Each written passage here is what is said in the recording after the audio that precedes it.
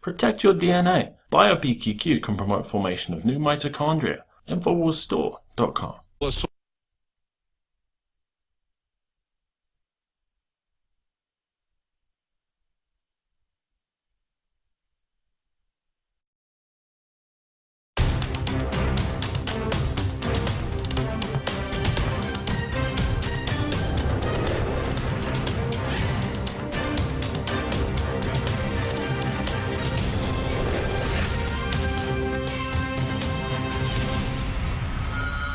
Welcome to the Infowars Nightly News. It's Tuesday, February 28th, 2017. I'm your host, Owen Schroyer. Here's what's on the news tonight.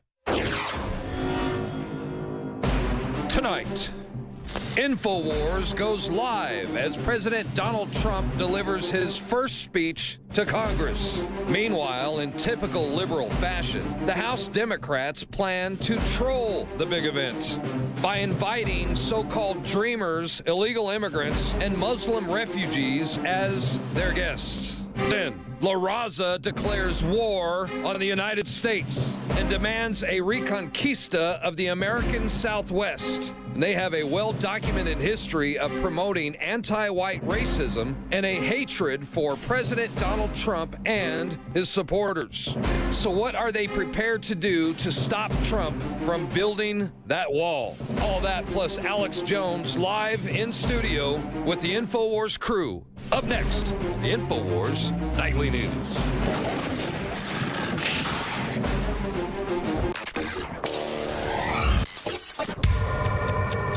In case you haven't heard, Infowars has become the most influential media outlet in America. We're making freedom go viral. And now we are proud to announce a new weapon in the epic battle against the globalists. Infowars Prime, where you can watch live high-definition feeds of The Alex Jones Show, plus exclusive insider videos from the Infowars crew and behind-the-scenes action. Go to Infowars.com/app and download today. Infowars Prime is available right now for your iPhone or Android. You will have access to exclusive videos that you can't see anywhere else. And that means live coverage of events and breaking news on location as it happens. You can also take advantage of amazing deals from the Infowars store that are only available for Infowars Prime subscribers. That's Infowars Prime at Infowars.com/app. And if you can hear my voice, you are the resistance.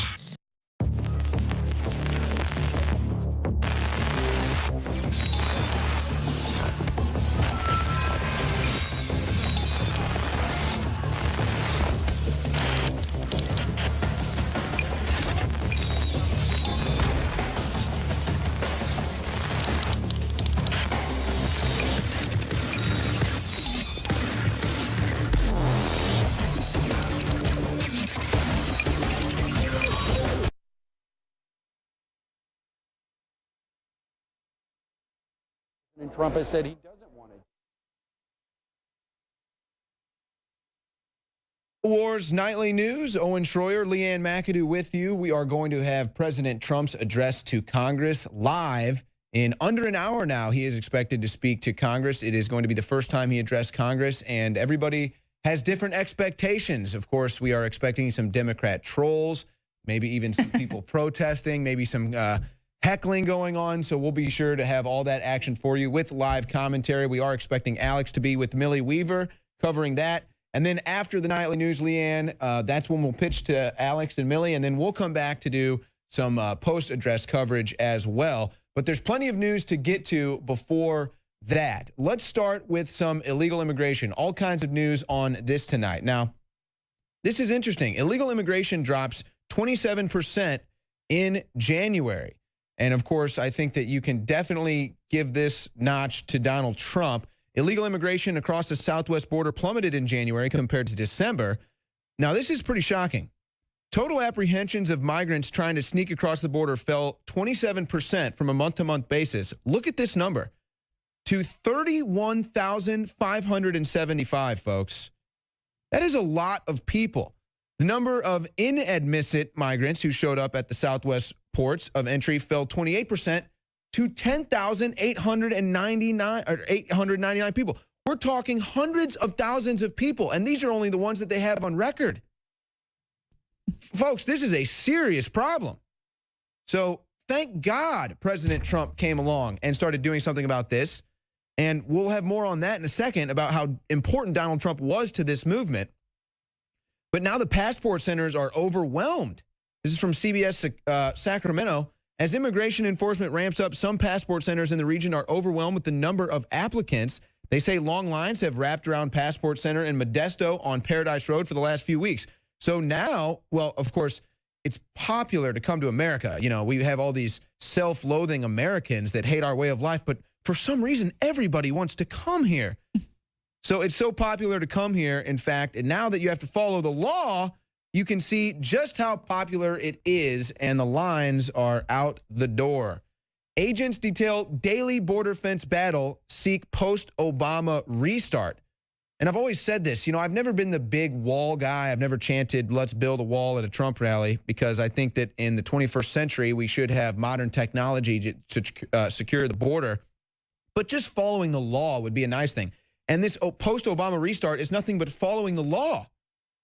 In the tiny Arizona city of Douglas, a Border Patrol surveillance camera is trained on a 10-foot-high fence with Mexico. Footage shows a figure appearing out of nowhere, and the fence suddenly opens to allow a pickup truck through. Oh, I wonder what's in that pickup truck. A car follows, and they speed off into adjoining neighborhoods while the makeshift gate slams shut. Now, this has been going on for decades. These are the people that aren't in the 10,000s of people on the record that we have. And how can people still sit here and say that this isn't an issue?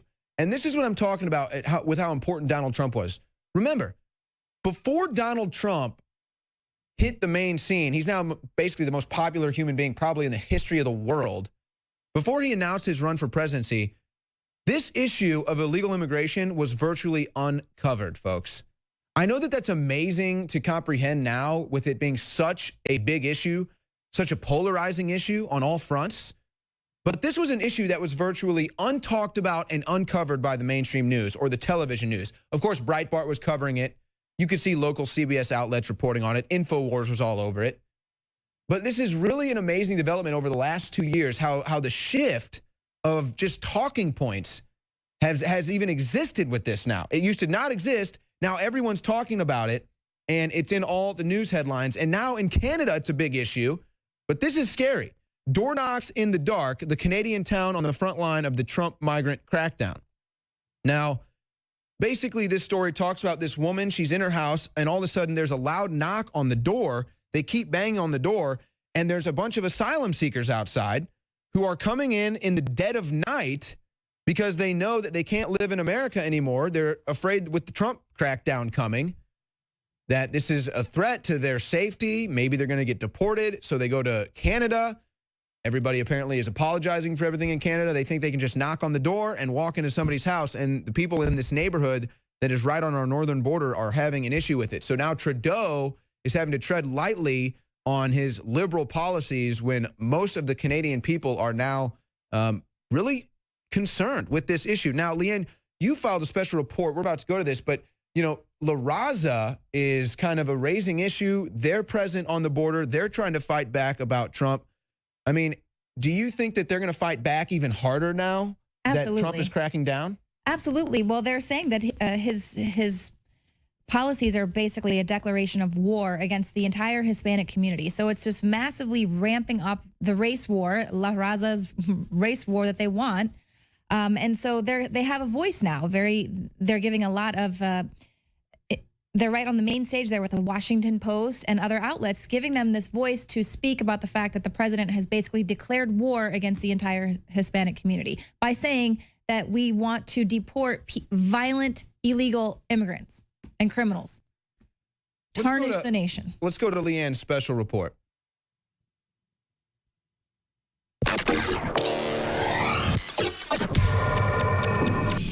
The National Council of La Raza has declared war on Trump's border wall. That's right. This is the organization with a documented history of promoting racism, now saying it's racist to build this border wall. This is according to the president of the National Council of La Raza. They claim that President Trump's plan to build the wall on the southern border and deport violent illegal immigrants will tarnish our nation's character. No, I think it's the violent illegal immigrants who are tarnishing the nation's character, and allowing this to continue is also tarnishing the character. So this is the president goes on to cite some of the dark chapters in U.S. history, including the slave trade, the Trail of Tears, Operation Wetback, and the internment of Japanese citizens and non-citizens during World War II. This was in the Washington Post that she's, riling up, stoking this racial division, but citing these dark chapters as something that in their time they were considered legal and justified.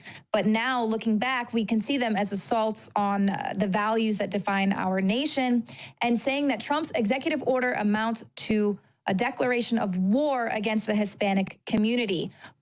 She says for Latinos, including those who are citizens, stepping outside without papers could be cause for arrest. This makes no sense, this rationale. If you're not here illegally, you don't have anything to worry about.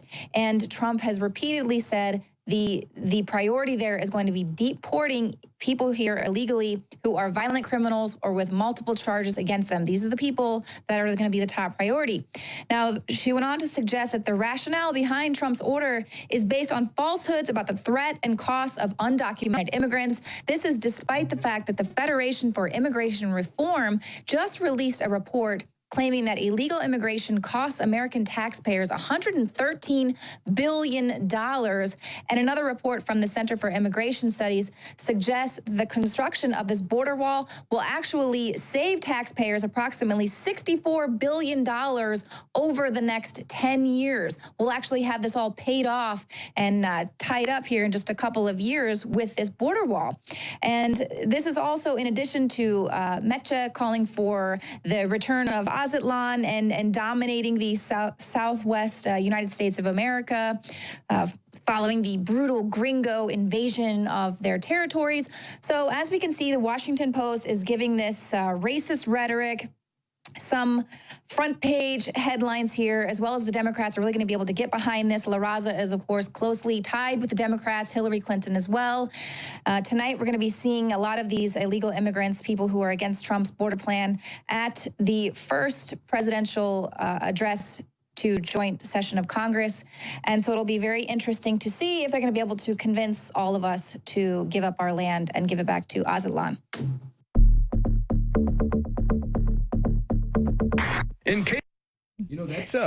That's strong rhetoric, to say that Trump is declaring war. I mean, and that's right. Obviously a false narrative, but this is something that people probably don't even realize is going on. Mm-hmm. They're not going to talk about it on the mainstream news. La Raza has a little bit of, a pull. I mean, I believe that there's La Raza associated with ownership of some news publication. I can't recall it off the top of my head here. Well, this is in addition to the fact that we just also had a Mexican representative saying that he was going to send his people, the Mexican citizens that are here in this country, send them to all the U.S., the Mexican consulates here in the U.S., and that they would be the safe haven, basically declaring war on the U.S. I mean, absolute madness here. Just the amount of people that are going to fight against what Donald Trump's trying to do. Yeah, and La Raza's been trying to fight Trump for a while, and at first when he was fighting back, he was a racist. See, it's amazing. They build this narrative that Trump is a racist, and then they have so many different angles that they can take it off of, Oh, he's fighting La Raza. He's racist against Latinos. Well, wait a second. La Raza is basically openly declaring war on the United States now. Right. Exactly. And as you said, if you're here legally, you shouldn't be concerned. See, that's what I was saying earlier. It's like there's all this flack, all this pushback. It's like, oh, I'm so upset. Trump is enforcing the law. It's like, if you knew you were here breaking the law, are you really living comfortably? Where was La Raza when President Obama was deporting like 350%, 350 times more than what Donald Trump did this first month? So there's obviously a political agenda here. It has nothing to do with Donald Trump. It's just the fact that the Democrats have zero representation, so they know that all the progressive agendas they were able to slam through the last 8 years are in jeopardy. And now it's coming to Canada's doorstep, and Trudeau is having to tread very lightly on this issue. Yes, this was after he, in order to just show that he's the anti-Trump, he says, we're not going to have a travel ban. Everyone is welcome. Come in, anyone seeking asylum. And now they're actually knocking on people's doors at night, like Crazy. you pointed out. And that's the thing. It's those of us who are going to have to live with the refugees and people here illegally, not the people behind the gates.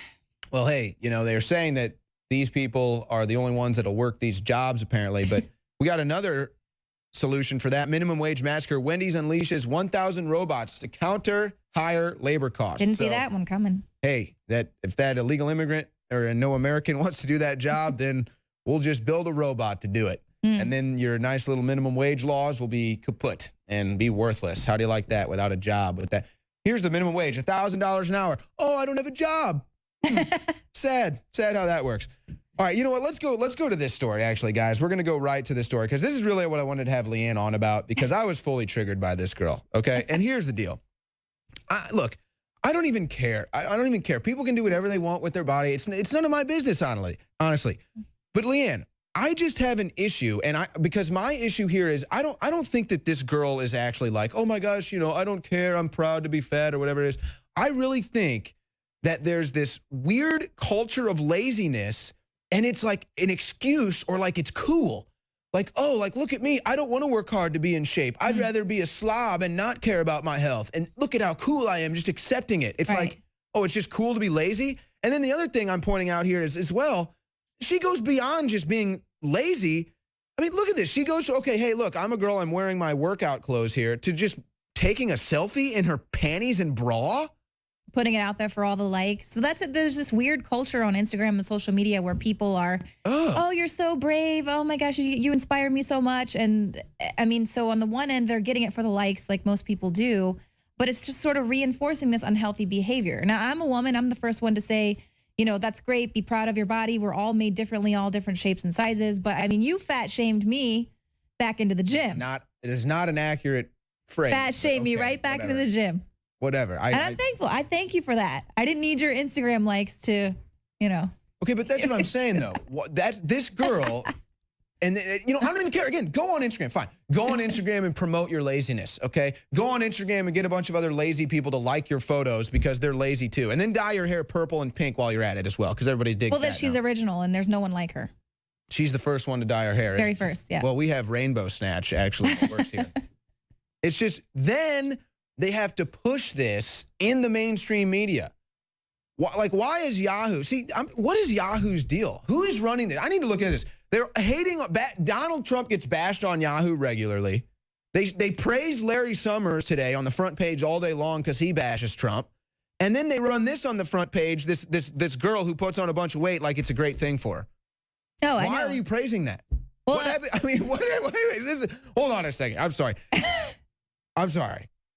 This is actually impressive. I think that this might be the first person in the history of media to ever get praised from a before and after of actually looking worse on the after. Yeah, you know, I don't know. There is a woman that's like getting super Insta famous by shoveling food in her mouth, and she wants to be the fattest woman in the world. But the thing that's interesting is that this type of story is right next to another article that explains how for the first time since I think 17 or 1800s when people were extremely poor and had terrible diets, 3 out of 10 people being diagnosed with bowel cancer are under the age of 50. Bowel cancer is a disease that's mostly for people who are very obese or elderly. And now they're seeing it in some people in their 20s. They're actually recommending that they get tested for this. I mean, that just goes to show you that we are moving in a very bad direction, promoting this kind of. And I think that this is the perfect example. This is an example of the bad direction. You get in worse shape, you dye your hair 5 different colors, and then you're just basically whoring yourself out for Instagram.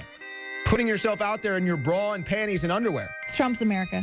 Oh, that's just great. No, that's Obama's America. Oh, oh my gosh.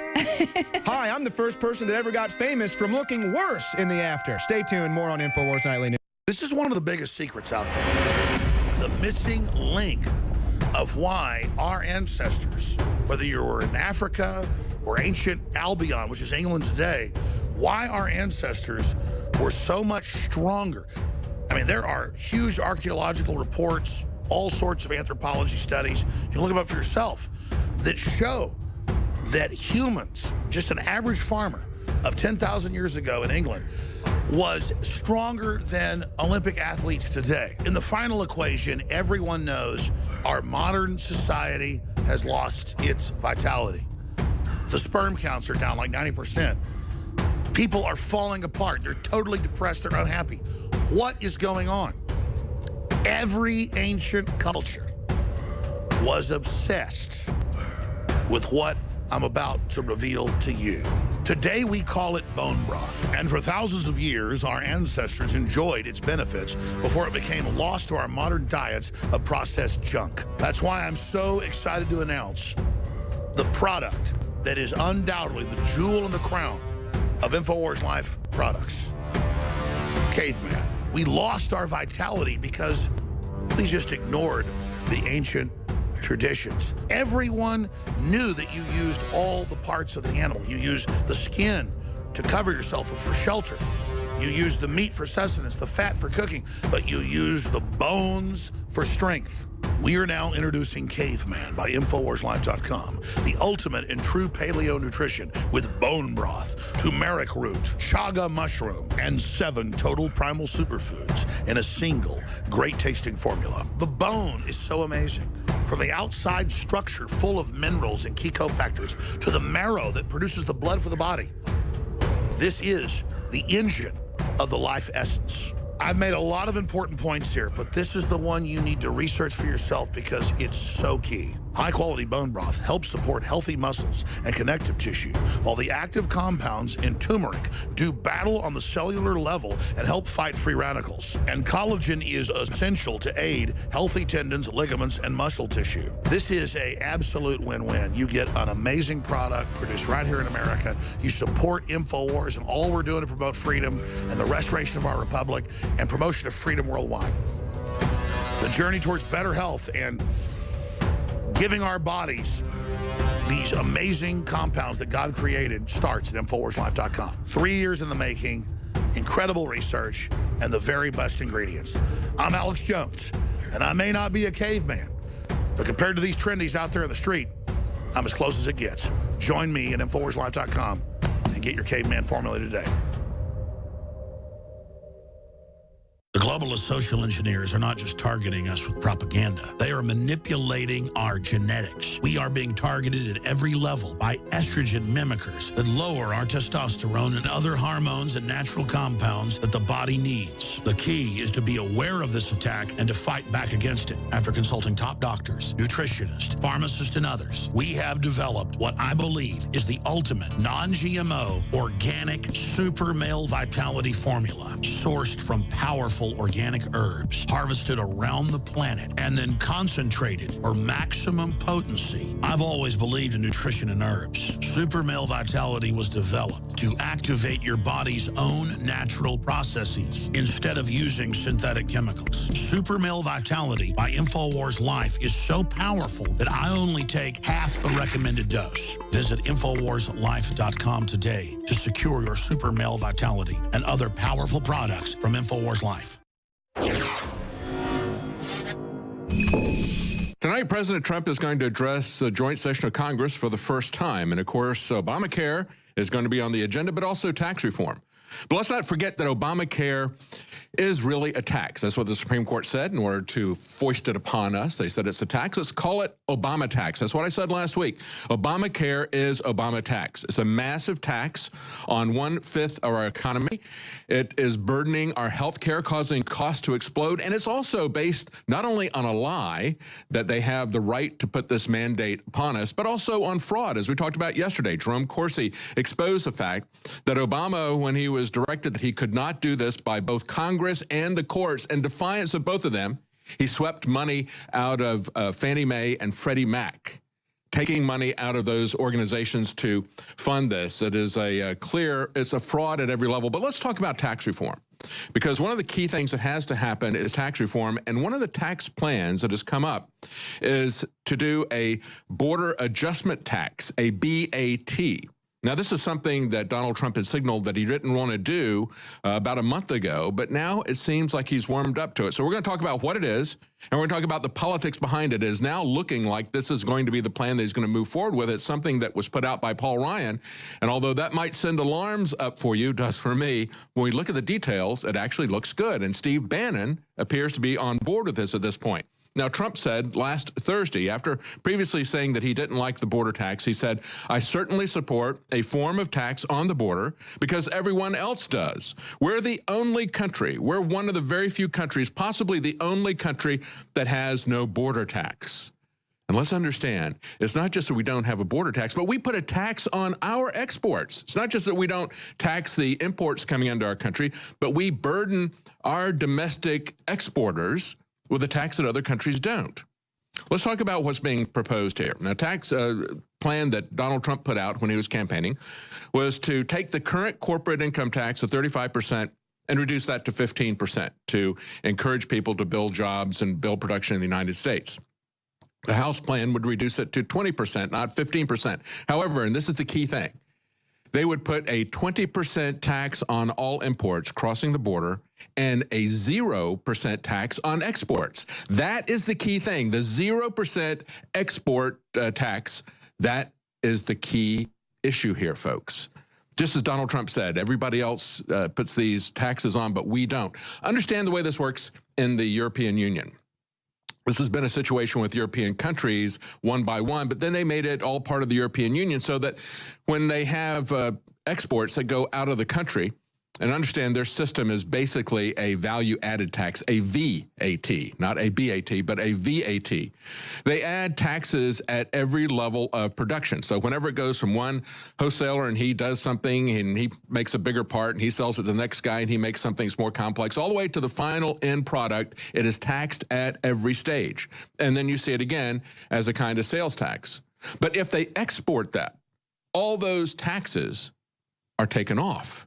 So that product doesn't carry that internal taxation with it when it goes to compete in other markets. However, if you have a U.S. manufacturer, their taxes, their 35% income tax goes with that product when we go into foreign markets to compete against them. That's the structural defect that has been hampering American businesses. It's one of the things that helped to drive this kind of outsourcing to foreign countries. Of course, also a big part of that is cheap foreign labor, slave labor in many cases. Now, you got a lot of people who have made a lot of money doing arbitrage off of that, exploiting the difference between different markets that way. Walmart is a good example of it. And of course, they're the ones who are screaming the loudest about a possible BAT. But we have to understand that that is very important to level the playing field, to get rid of taxes going out. So regardless of whether they do that border adjustment tax or not, they need to remove the taxes on goods that are going outside of the country, just as the European Union does, just to level that playing field. But let's talk about the 20%. Is that something that we should be concerned about? Well, of course, it's going to have some disruption. And we've already seen a lot of opposition. We've got 100 retailers from all different multinational corporations, different markets that have banded together to oppose an import tax. And of course, Walmart is one of those. They've taken out ads on television programs that they know that Donald Trump watches, programs like Fox and Friends and Saturday Night Live. So they took out ads to fight an import tax. I think we don't need to really be concerned about multinationals. Let's talk about what's going to happen to Main Street, not necessarily Wall Street and the multinationals. Let's talk about domestic businesses here that are here in the United States that work and grow in the United States, whether it's a small mom and pop or whether it's a large concern that are domestic corporations and people who want to sell their goods abroad. What is it going to do to them? Well, they're going to see if they're building something that they're using foreign products on that's going to raise their costs. But their competitors are also going to have that cost. So it's not going to necessarily put them at a competitive disadvantage. It will, however, raise the price for consumers. So you'll wind up paying that import tax until somebody replaces the foreign parts that are brought in to make those components. That's going to give a massive incentive for people to make an adjustment. And most of the people who are opposing this either want to continue to become millionaires off of this arbitrage of exploiting this difference between different markets, or they're discounting the flexibility of the American market. Now, we've had The Atlantic write an article about this after Donald Trump said he was open to the border adjustment tax. And the title of the article was, Paul Ryan's tax plan may not do what Trump says it will. They're not supporters of this plan. They said, we've looked at this, and Donald Trump has talked about how he's going to maybe put a 20% tariff on Mexican imports or a 45% tariff on companies that move jobs overseas. We don't really know what it's going to be. But then they take a look at some of these different scenarios. Here's one of the things that I thought was very interesting they were talking about. They said the ever-flexible U.S. dollar. They said if Congress passes Ryan's plan, most economists expect the value of the dollar to go up for reasons just complicated enough to warrant skipping over here. Why would they say that? Well, of course, one of the reasons the dollar is going to increase in value is because it's going to be good for the American economy. And it's also going to be good for the American government. They're going to be able to get a source of tax revenue without taxing American consumers. That's why it is so American. This is not something that's new, folks. We have to understand, as I've pointed out before, Glenn Beck wants to say that this is un-American, that we have to have open markets. We never had that in America. Before we created the income tax, the Federal Reserve, and then changed our tax structure so that we had open markets. We didn't tax goods coming into the border, but we turned all of our taxation internally on the American people. What Donald Trump is trying to do here is redirect the tax man away from the American businessman, away from the American worker. That's what Thomas Jefferson talked about doing in his second inaugural address. He said, we've eliminated all internal taxation. So what farmer, what laborer, what mechanic can say he knows a tax man? If you have a constitutional government, you can fund it on imports alone. But we need to start making this adjustment, not only downsizing the government, but making this adjustment to go away from this globalist plan that was put in 1913. They completely restructured our economy. America grew to be a powerhouse by having protected markets in the sense that we were allowed to have a free trade zone. But now you don't even have a free trade zone with insurance competition. They don't allow insurance companies to compete across state lines. So we have to replace that. So they look at this and they say, well, the flexible dollar, the dollar will get stronger. And that will essentially, they say, even these people who oppose those tax plans say it would be a wash. That, yes, it would cause these goods to go up in price with that 20% tax, but then the stronger dollar would make them cheaper. So the consumer wouldn't see as much of a penalty. But then some people say, well, it may not happen quickly enough, so we may have some pain and some discomfort and some dislocation. Look, the American public is going to be able to move quickly to make that adjustment. So the question is, will it happen? Will it happen tonight? As we said, Donald Trump back February 11th told Wall Street Journal, I'm not really happy with that. He said, I hear border adjustment. I don't really love it because usually it means we're going to get adjusted into a bad deal. That's what usually happens. But then he said something very different when he talked to Reuters on Thursday. And now we see that Paul Ryan and Stephen Bannon are forging an unexpected alliance on the border tax. This is what Bloomberg reports. They say he's now found an ally in Steve Bannon. Why? I think it is an excellent idea. It is exactly what we need to have happen. We need to protect our exports, and we need to redirect this triage that has made a fortune off of exploiting our tax system and cheap foreign labor. So do we want to get rid of a 35% penalty on the goods that we export to other countries so we can be more competitive? Do we want to put an import tax on goods coming in so that we can start making our own parts, making things here in this country? I think we do. Stay tuned. We're going to see what Donald Trump offers tonight when he addresses Congress in the first joint session.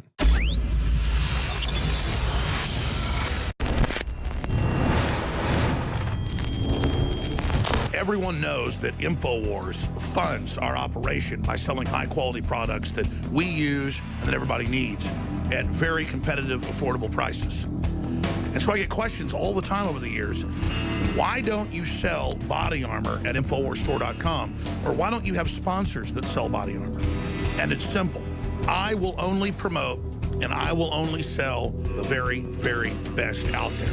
And there's a nexus point. There's quality versus price, and those 2 points have to come together.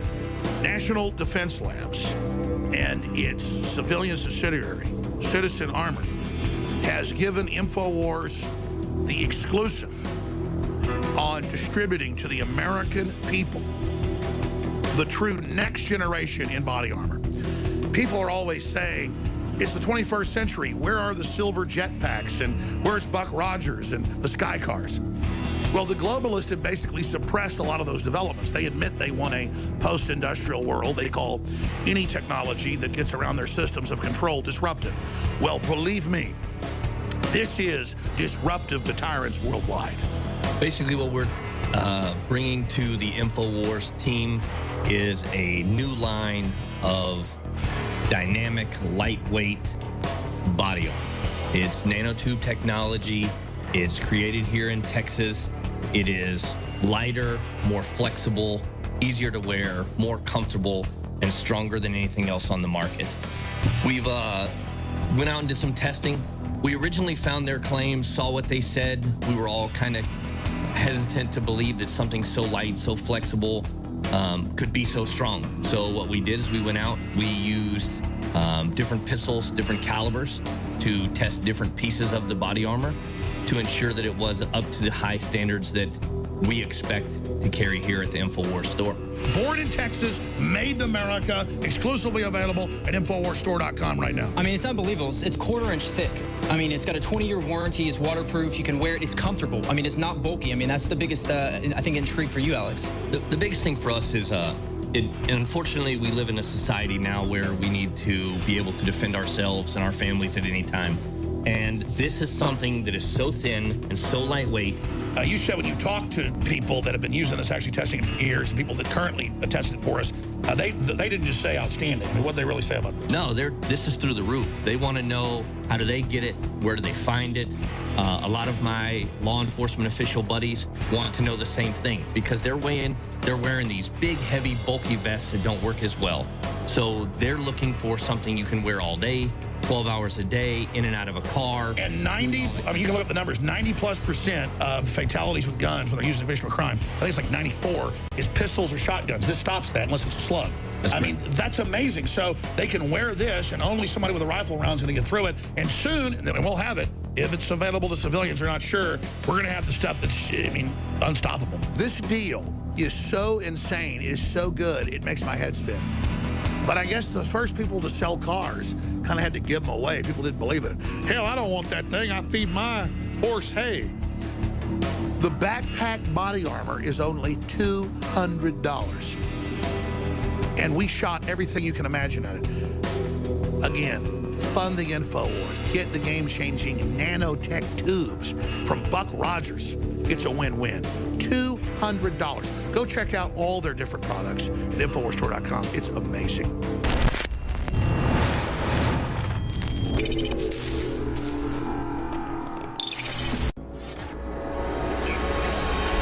Right now, the global elite are preparing for something big. It looks like they are in the final stages of positioning themselves for a worldwide global pandemic, an event that they say is not a matter of if, but a matter of when it will happen. Now, recently, we've noticed that Bill and Melinda Gates, well, they've been giving a lot of speeches lately, publicly warning that the world is at risk of a deadly outbreak. On February 18th at the Munich Security Conference, they said that a bioterrorist could use a genetically engineered epidemic that could kill up to 30 million people. We also face a new threat that the next epidemic has a good chance of originating on a computer screen of a terrorist intent on using genetic engineering to create a synthetic version of the smallpox virus or a contagious and highly deadly strain of flu. Whether it occurs by the quirk of nature or at the hand of a terrorist, epidemiologists show through their models that a respiratory spread pathogen would kill more than 30 million people in less than a year. The Bill and Melinda Gates Foundation is known for its global vaccine programs and the tragic incidents that left over 40,000 children paralyzed. Some children even died from the vaccines. The Gates Foundation's practices of bad science on innocent children has compelled the Indian government to refuse funding from Bill Gates and restrict their relationship. Infowars has exhaustively covered the Gates family participation in global eugenics schemes such as Planned Parenthood, global vaccine failures, alliances with foundations such as the Rockefellers, who sponsor dozens of population control centers, as well as ominous quotes like this. First, we've got population. The world today has 6.8 billion people. That's headed up to about 9 billion. Now, if we do a really great job on new vaccines, healthcare, reproductive health services, we could lower that by perhaps 10 or 15%. On January 18th, in an article titled, "Bill Gates is teaming up with world leaders to stop the next deadly pandemic," Business Insider reported that governments from Germany, Japan, and Norway have pooled funds along with the Gates Foundation to raise a total of $490 million, which Coalition for Epidemic Preparedness Innovations, or CEPA, says will help finance the first 5 years of research and development. Now, Bill Gates appeared at January 2017's Davos World Economic Forum, flaunting his CEPA program. CBS News headline, "Bill Gates on how to outsmart global epidemics." The Bill and Melinda Gates Foundation is listed as a member of the World Health Organization, which means the World Health Organization gets their money in part from Gates. If the chips fall, it's the foundations and trust funds that want to be the ones sitting at the very top.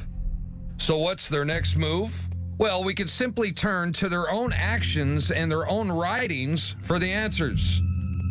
In early 2017, the Oxford Press released Governing Global Health, Who Runs the World and Why? And it was authored by none other than Chelsea Clinton and co-authored by Devi Sridhar. The book discusses the current global model of principal agency theory, or public-private partnership funding, and managing a coordinated response of a worldwide pandemic. Now, in this book, Chelsea Clinton suggests ways that the request of those financing these plans are heard loud and clear and acted upon appropriately. In the case of a world pandemic, make no bones about it, it will be the mega banks who will run the world. In late January 2017, the World Health Organization warned that the world cannot afford to miss the early signals of a possible human flu pandemic, and the Organization of Animal Health, OIE, says the concurrent outbreaks in birds in recent months are of a global public health concern. As Rahm Emanuel infamously said, we should never let a good crisis go to waste. You never want a serious crisis to go to waste. And what I mean by that, it's an opportunity to do things that you think you could not do before. Well, a perfect crisis for the globalist would be an out-of-control pandemic. Again, this would trigger their assumed international rule over the management of such a crisis. This could mean global mandate from sources like the Gates Foundation, an unelected foundation, and whatever visions, right or wrong, they feel is good for the world. On January 25th, 2017, the New York Times reported that they obtained a draft of an upcoming Trump administration executive order to reduce the United States contribution to the UN by at least 40%. The first of two draft orders titled Auditing and Reducing U.S. Funding of International Organizations. I like the sound of that. And it names criteria within certain UN agencies and other international bodies that will forfeit American support. What was not mentioned in this report was mention on if or how this order will deal with the World Health Organization and other international health agencies that the UN will rely on if a deadly global outbreak occurs. When finalizing this order, we urge President Trump to consider the ramifications of such an event and how U.S. funding of the World Health Organization will bolster their legitimacy. Beyond the disastrous death count that this event could cause, the push by an international body to put the United States government second place to a global management system is also at risk. In the case of such an event, The United States must remain in ultimate control of all of its resources. This new executive order, if the New York Times is reporting this accurately, would make a great opportunity to disable this threat before it takes flight.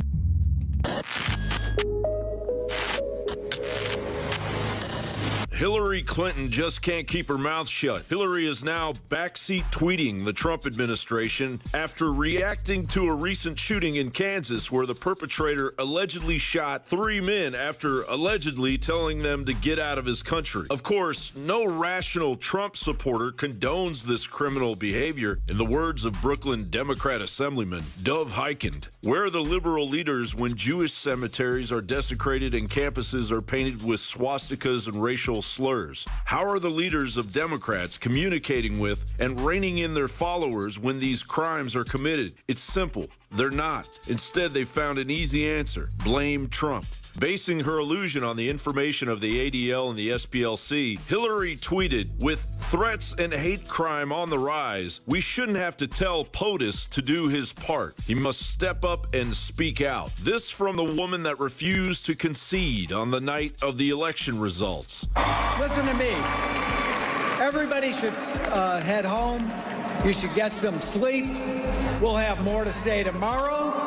But isn't Trump speaking out already? After all, isn't the global anti-Americanism, not to mention division and lawlessness in the United States, a direct result of Alinskyite Hillary Clinton's tenure as Secretary of State under 8 years of Obama's Cloward and Piven strategy? Remember this? My wife's much faithfully. Yeah. After my election, I have more flexibility.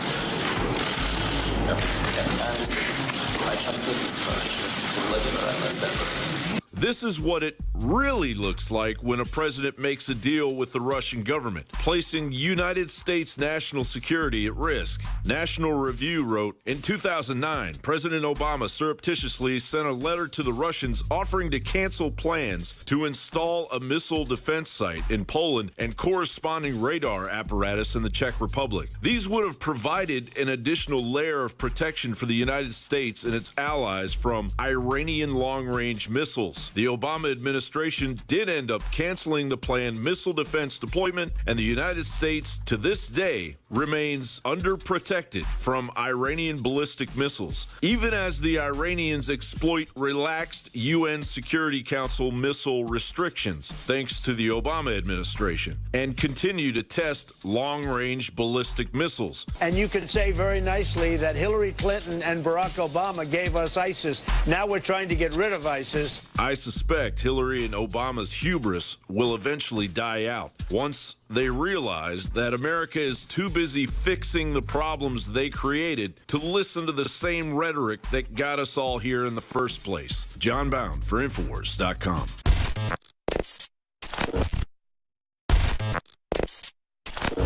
Alex Jones here with a very important news update to anybody out there that wants to be prepared. But it goes beyond being prepared. Our bodies absolutely must have the good halogen iodine or we will die. And you look at all of the thyroid problems and all the people that don't have energy and that have all sorts of hormone problems. And from my research, and a lot of just mainline research, it leads back to iodine over and over and over again. It's as important as vitamin C. If you don't get iodine, you die. But most people are just deficient, so they're low energy, they're sick. You got to have iodine in your body so that your body can produce the hormones you need. It is the base to so many things. And since I got into iodine 4 years ago, we've helped change the entire paradigm by developing and bringing to the public deep earth crystals from 7,000 to 12,000 feet of the purest iodine available. Other iodine comes from the ocean or from other byproducts of chemical facilities and is tainted. It's bound. It's not absorbable. I tried it. And I had incredible effects even with dirty iodine because the body needs it. When you don't have iodine, it absorbs the chlorine, the fluoride, and all these other bad halogens. do yourself and your family a favor and check out the importance of iodine for yourself. I think you're going to be blown away. And whatever you do, support the broadcast and get a bottle of Survival Shield Nascent Iodine X2. Also consult your physician, because if you've been deficient in it or have other issues, it can have some dramatic effects. As for me and most folks I talk to, it's been a game changer in the positive column, but still consult your physician, because iodine is no joke. It's a key building block of the body. And if you haven't had it for a long time and suddenly have it, some folks say they've experienced things like a detoxing effect and things like that. You've got to have vitamin C. You've got to have iodine to live. You've got to have water to live. Iodine is key. You must have it, but consult your physician first before you get powerful Survival Shield Nascent Iodine X2 at InfoWarsLife.com, or call toll free. We can answer your questions, 888-253-3139.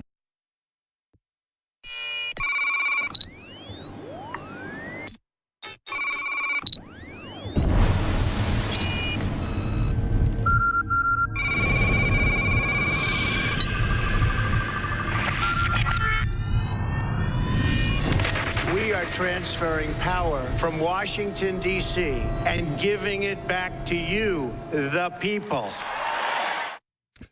Wow, and that's not rhetoric. You can say what you want about President Trump. He's actually delivering on his promises. It's almost like it's magic. Millie Weaver's going to be with me here for the 15 minutes or so before the president gives his first address to Congress. And then we are going to have Leanne McAdoo and Owen Schroyer also in our sister studio giving their commentary and analysis for an hour or so. We're going to have Roger Stone and Dr. Jerome Corsi popping in for at least an hour, hour and a half after the show while we take your phone calls and go over the analysis of the speech we're about to hear. It became a big story yesterday and today when we got about an hour before even other Republicans and Libertarians got the talking points of the president. And that came from one of the advisors of the president in the White House. It's not that big a deal. We're a major media outlet, okay? I mean, come on. I mean, I know CNN wishes they were as big as PewDiePie or Infowars. You're just not. Or Breitbart or Drudge. But then we've actually got, I'm not going to show this on camera, actually got the actual bullet points for each section of the speech he's about to give, and this is powerful. There is a renewed spirit of optimism sweeping the country. We're thinking like Americans again, dreaming big, building, undertaking monumental tasks, and solving enormous problems. So this is going to be a big speech. Now, I want to address something before I get Millie's take on this, and we can also put maybe in split screen what's happening on C-SPAN as we analyze their coverage of what's about to happen there at the Capitol. But this is a joint session of Congress about to be addressed only 40-something days into office by President 45. So you guys can split screen anytime you want what's happening on C-SPAN for people that want to be able to watch that or be able to see what Pence and others are doing behind the scenes there with Paul Ryan. But to expand on all that, I see this meme now in MSM, in corporate media and globalist media that I'm a bootlicker, I'm a sellout, I'm a groveler to Trump. And I see it in the comments on Infowars. We can track the IP addresses. It's mainly bots causing the discussion. It's not a big deal. It's not effective. But I want to call it out because I'm totally genuine in what I believe and what I stand for. And it's just this. Trump is destroying the globalist and the corporations that have hijacked our nation and others and that control us through the IMF, the World Bank, and these centralized systems. All over the world, this revolution against corporate tyranny and neocolonialism is taking place. It's explosive. It's unstoppable. The waves just get bigger. It's exponential. And Trump, whether it's getting out of TPP day one or moving to secure our borders or having $2+ trillion already in the stock market and the best small business numbers since 1984 and optimism, the highest it's been in 30+ years as well, that's all real because he's announcing we're open for business. And even Bloomberg has to admit in their financials that it's all grassroots mom and pop of every race, color, and creed, all bleeding red blood, one race. So this is real. And I can't believe how real it is and what a champion Trump is and how he's destroying political correctness, how he's kicking MSM out of the press conferences, at least part of the time to let in new media, independent media, new blood, how he's not going to the correspondence dinner, how he's letting all these addled mummies, like you're seeing on screen right now, you know, with C-SPAN projecting into this mausoleum with all these, you know, Scarborough and people that the guy has maybe 1 million viewers in the morning. I mean, we have that every hour terrestrial radio. We have upwards of 6-7 million viewers a day, listeners total. I'm not bragging. There are people a lot bigger than us, quite frankly. They don't cover hardcore info, but I mean, this is crazy. Drudge has 20 million unique visitors a day. So MSNBC doesn't have that daily. So I'm just tired of them and their stuffed suits up there thinking this country's there to serve the globalists. It's not. So here's the deal. Our listeners, our viewers, you out there got Trump elected. Our shirts were 1/3 of the shirts at all the big rallies, and in Cleveland, everybody knows that. Our ideas of restoring the republic are dominating everything. What we want, we're getting. We're winners. We're not losers. Does it mean we live in a perfect world or some utopia panacea? Hell no. But it means when you fight for something and you stand for it long enough, that if it's a superior idea to the tyranny that they're selling, we can win. This is a free will universe. And so when Trump does things that are wrong, I will expose it and talk about it. Quite frankly, he's reversed the stuff he was wrong on, like torture. They're saying something about amnesty now. Of course, we've got 30 million people here illegally. If they're not felons, if they're skilled, if they're students, whatever, he's going to legalize them. The criminals and all the scum, I don't care where you're from, whether you're from Russia or Mexico or, you know, the continent of Africa, it doesn't matter, or Islamic, you're out. You got rape convictions, you're here, you're gone. But it's what Trump always said. Once we do that, we're going to make it easier to become an American. We need to compete. America aborted most of its babies, okay? So we need to have people in. But Trump's always been honest. It's like the evangelicals, who I love, who support Trump. But so many of the super right-wing ones go, you know, Trump, he hates gay people, I'm for him. He never said that. He never did that. So now they're mad at him because he's not, like, you know, out to get people. And then the leftist gay people are running around making up lies about Trump. The truth is Trump wants a fair shake for everybody. Millie Weaver's going to be riding shotgun. We're going to have limited commentary as we cover different feeds of this from Congress today and give commentary and analysis. But Millie, we've got Leanne and Owen, who did earlier commentary in the 45 minutes before us. Excellent. Listeners and viewers need to send the links out that they see on Facebook and YouTube and Infowars, our own feed, out to everybody. That's how we get millions of new viewers, not just our regular viewers or listeners. And our average live event we're doing is getting over 2 million viewers. So that's very, very, very exciting. But Millie, we're just in a few minutes, are going to start slowly fading up audio under us of what's happening in Congress, kind of a background noise for viewers. Let's kind of, you know, turn up the volume about 1/3 for folks. But give me your take on this. Well, I'm just really excited to see President Donald Trump give his address to Congress. I mean, I really think it's going to be a very, very powerful speech. Most of his speeches always have been very powerful, but I just really have a feeling that we're definitely going to feel a lot of inspiration here. And Donald Trump is doing what he can to fulfill his campaign promises, and he's already done so much. No one in modern history has done this, and he's so genuine. I'm sorry, I just report the facts. And our will has been tied to him and what he's doing. So that's pushing him to do exactly what he said he would do, and that's why he's got so many enemies in the establishment. Yes, and they want to try and make up any lies they can to try and say he's veering from his campaign pledges when he's done no such thing. And like you were saying, Alex, about how there was some talk of amnesty, Donald Trump during his campaigns always was focusing on the criminals, the people who are coming here to commit crimes. He would say the bad people, the rapists, the murderers, the bank robbers, and they would just cut to, I hate Mexicans. Exactly. So that was always a fake news story, a tagline that they were creating that he wanted to deport and then they all say Mexicans. He's flip-flopping when he's not flip-flopped on anything. That's exactly it. You know, they're master manipulators, master spinsters. That's what they do in the mainstream media, and that's why Donald Trump, they're sending us the bullet points. They're sending us the talking points. They're not, we don't know, but I mean, I highly doubt they're getting this type of information. No, the Washington Post freaked out and thought we made that up yesterday. They saw Spicer reading it word for word hours later after we posted it, and they said, oh my God, this is real. And again, there's the First Lady. Again, this is about having pride in America again. They wanted us to not believe in nationalism. They want us to feel like failures. They didn't want us to have optimism. But all the numbers are in. The fact that America's open for business again is sending shockwaves around the world, and it's going to lift up other countries. And I love how Trump's brought back in God. She gave the Lord's Prayer last week. Meanwhile, the witches and communists and devil worshippers all had their own, you know, Satan worship events against them. They'll probably have, you know, the New York Times say, I'm crazy. There was Satanism against Trump. It was all over the news Friday.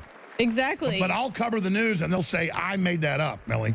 Yep, that's it. They just spin all kinds of lies. But I just wanted to point out how wonderful Melania Trump and Ivanka Trump look so far. I mean, we have such a classy first family. I'm really proud of the people who are representing us in this nation right now. Well, again, we've had all these one-sided deals. And all we have to do is say no more one-sided deals, and the jobs are going to flood back. I was talking to David Knight, who had a special report just about 30 minutes ago we aired today, about how they have trade deals where you have zero corporate tax if you're exporting stuff out of the U.S. That's what Germany and the EU has. The EU has, in many cases, lower taxes than us when it comes to exports. It's the same deal. Literally, there's been a screw job against America. This is the globalist program. There is Rex Tillerson, the Secretary of State, again, who fought the globalists for a long time, had to roll over to him for a while, but we'll see if he delivers on cutting carbon taxes. They're now actually delivering on that. So this is a big deal, folks. And you got Sessions coming in. You've got Secretary of Defense Mattis behind him. This is a big deal, folks. These are people that know America can dominate through soft power, through ideas, $1 trillion in infrastructure investment, $54 billion in defense spending. It's all fiat money anyways. Just create jobs, accelerate technology, cut taxes on poor people and middle class.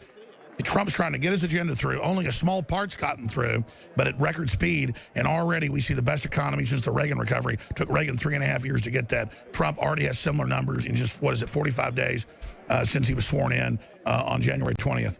That's right. And that's because, all the business insiders and the business owners know that Donald Trump is going to bring business back to America. He's going to bring those industrial working jobs to America, which is going to boost the economy. There's been regulatory tariffs to block it, exactly. Anybody can Google, even Bloomberg today. It's been small businesses and mom and pops that are driving the stock market boom. That's right. So these elites that were against the boom, Goldman Sachs is making record money off our exuberance. See, now we get a little bit. We have this unlimited platform of technology. We should be working 3 days a week, folks. Most futurists have documented with the technology we have. Millie, I'm really excited about the speech. What do you think is going to come out of this? I mean, Trump says this is his most important speech yet. Well, I think that he's definitely gonna talk about where he's gonna take the nation. I think he's gonna talk about schools because that seems to be a high priority. He's gonna talk on how he wants to bring jobs and business back to America. Sure. He's gonna touch on a lot of important issues, but I do know that he did say that he was gonna address child care, and he was going to talk about how for women to be able to absolutely have a write-off for child care. That'd be huge. Yes. We're talking like $10,000 a year. Look at this. President's address to joint session of Congress. The president is committed to keeping his promises to the American people. Whole subsection on that. Looking forward, the president will lay out, CNN doesn't have this, an optimistic vision for the nation with a focus on government putting the interest of the American people first, which Glenn Beck calls dangerous. Imagine a country being for its people. That's like saying, again, fish need water. We must restart the engine of American economy, which has been stalled by design under Agenda 21. Our people must have access to quality, affordable health care of their choosing. Continuing on here, every parent deserves a choice and a child deserves a chance. And that gets at everything you were just talking about. Every family deserves an opportunity to live in peace and safety in their homes and communities, anti-crime. Looking forward, America First policy calls for robust engagement with a world in an area of mutual interest. So deals by deals between nations, not through some UN or IMF or TPP or World Bank or WTO, World Trade Organization, where you and your politicians sell your interest in a secret agreement. Your politicians leave and become heads of these new shadow boards. Day one, kills the TPP. You look at what Trump's done. Bills introduced for open carry nationwide. Signs an executive order so the IRS and its 18,000 agents hired can't penalize you $5,000 a year for not having Obamacare. On and on and on. And it's not that Trump's even perfect. He's just not out to sell out America and screw over the country to build a bunch of global corporations that are above the law, tax exempt, total control. Millie? That's exactly it. I mean, for once, we actually have a president. I'm sure we've had presidents before that are for the American people, but it just seems like it's been so long. Sure. Until we've had somebody that actually will represent our interests, not those of the globalists, not those of the New World Order and other interests. And he's made that pretty clear. And that's why I think it's even amazing that on there it says he's going to address Agenda 21. I mean, that was once kind of a little bit of conspiracy that we were talking about how they were trying to run these things, these operations. And now it's like it's right out in the open because we have a president that's going to speak the truth. That's right. And world government is being established by private corporations. They think we're done. They think we're over. They think we're stupid. But if we identify how we've been conquered by these interests, then we can make real deals as a nation, as a union. That's what a country is a union of people that have shared beliefs and ideas, and then it's a competition of nations through solidarity, sometimes war, but mainly through trade and ideas and sports for what you want to be and where you want to go. If you just tuned in, a lot of radio stations are picking this up. I'm Alex Jones. Millie Weaver's here with us. This is Infowars News Center coverage from Austin, Texas, right in the middle, southern middle of the country, broadcasting worldwide on stations, TV, radio, UHF, VHF cable around the country. And President Trump, it's 8:03 Central, 9:03 Eastern. He's set to make an hour-long first address to Congress. This is not a State of the Union. This is a first address. Obama did this too. One of the first to do this in modern times. And so Trump obviously wants to show folks he's presidential. He's delivering on promises. He wants to talk directly to the American people and say help is on the way. Please, we want to unify everybody. Don't let the globalists sell us out. Here's Paul Ryan. Here we go. States. Very imperial, very Romanesque. As they announced the President of the United States, Donald J. Trump, President 45. They said this would never happen. And here it is as he comes in. Imagine political correctness, globalism, the tyranny, the open borders, all of it is now on the run. The gun control, on the run, the whole system. But here's the deal. I'd love to sit here as the loyal opposition or whatever and say, oh, he's not perfect, and oh my gosh, we're in deep trouble. But the truth is, we're winning.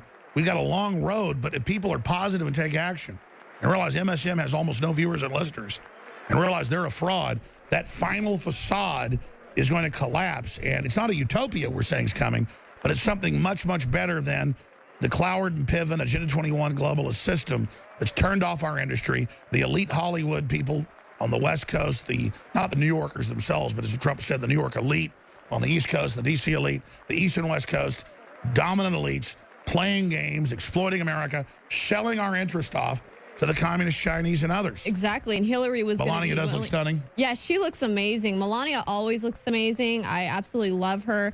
And you know, I just want to touch on how this is not part of the globalist plan. This was supposed to be Hillary Clinton walking through to go address Congress to tell everybody how we're going to undo the First Amendment, how we're going to undo the Second Amendment. I mean, this was supposed to be Hillary Clinton. She was supposed to be in right now. And remember how they all made fun of the Correspondents' Dinner a few years ago that he'd never win, and made fun of him there, and how all the pundits and all the John Olivers and all the King's horses and all the King's men told us this. And even Paul Ryan up there, Pence looks genuine with adoration for Trump. But you sit there and you see Ryan, and he's better than Trump. Sitting there, oh, he's better than the American people. He's smart. He's a psychopath. He's blue eyes. You know, he's Eddie Munster. And he's going to show Trump he's bigger and better. Believe me, Ryan's got to be watched very carefully. He's the one blocking the whole agenda.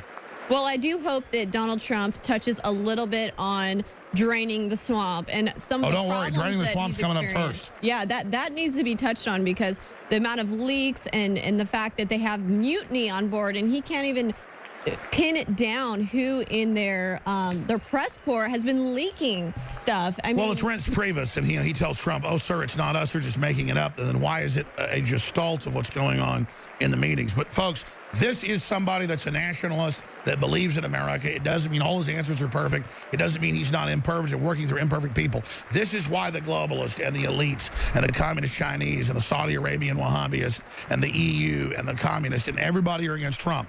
Because America still has incredible power. It was meant to be squeezed out to build this world government. We were meant to now fall in a global depression in the next decade to bring in world government where they would dictate the terms of our surrender, but now it's not happening. And we're here live sharing this together.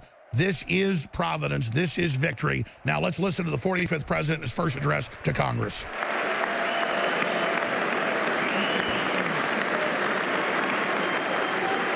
Imagine Trump is savoring this victory right now. The uphill battle with the American people. This is all our victory. Because he's 40-something days in, he's been delivering.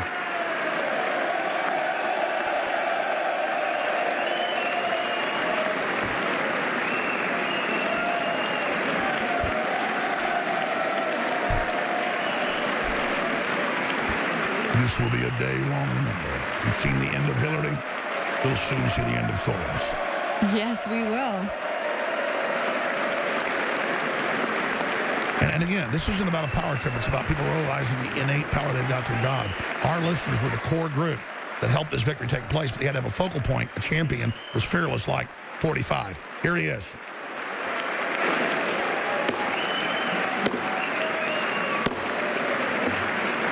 Look how presidential he looks. Reagan didn't look like that. Thank you very much. Members of Congress, I have the high privilege and the distinct honor of presenting to you the President of the United States.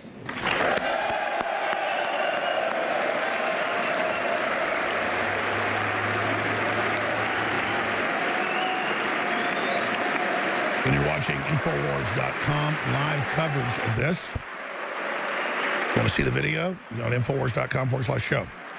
We'll have live coverage after and your phone calls. Infowars.com/show. Spread that link. Be part of history. And I think he looks great. You know, they try to make fun of his image, but he looks great. His hair looks great. He looks really professional and classy. He's lost weight, too. I mean, to be, as I'm saying, Trump looks very presidential. It's almost unreal. Here we go. Mr. Speaker, Mr. Vice President, members of Congress, the First Lady of the United States. This is the return of the Republic, like he said on January 20th. America reborn. If we want it. Here we go. And his lovely immigrant wife.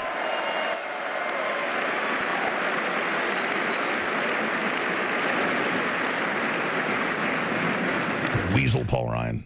Citizens of America, tonight, as we mark the conclusion of our celebration of Black History Month, we are reminded of our nation's path toward civil rights and the work that still remains to be done. So attempting to be inclusive, unified. They'll claim that's racist on the controlled corporate press, the fake news, fake stream media. The enemy of the American people. Yeah. The media. Yeah. The media. The MSM. And we're giving analysis and commentary. People want to feed free of us. It's everywhere. That's how we're able to carry this, though, commentary. Recent threats targeting Jewish community centers and vandalism of Jewish cemeteries, as well as last week's shooting in Kansas City, remind us that while we may be a nation divided on policies, we are a country that stands united in condemning hate and evil in all of its very ugly forms. But wait, you know, the left likes to say that he's such a bigot and a racist and a hateful, spiteful That's all they've got. They're race pimps. But I mean, that's why he has to go directly to the people. That's what he's a genius at, is bypassing them. They're so weak now. That's what's so pathetic. They haven't figured it out yet. Back to the president. Passes the torch of truth, liberty, and justice in an unbroken chain all the way down to the present. That torch is now in our hands, and we will use it to light up the world.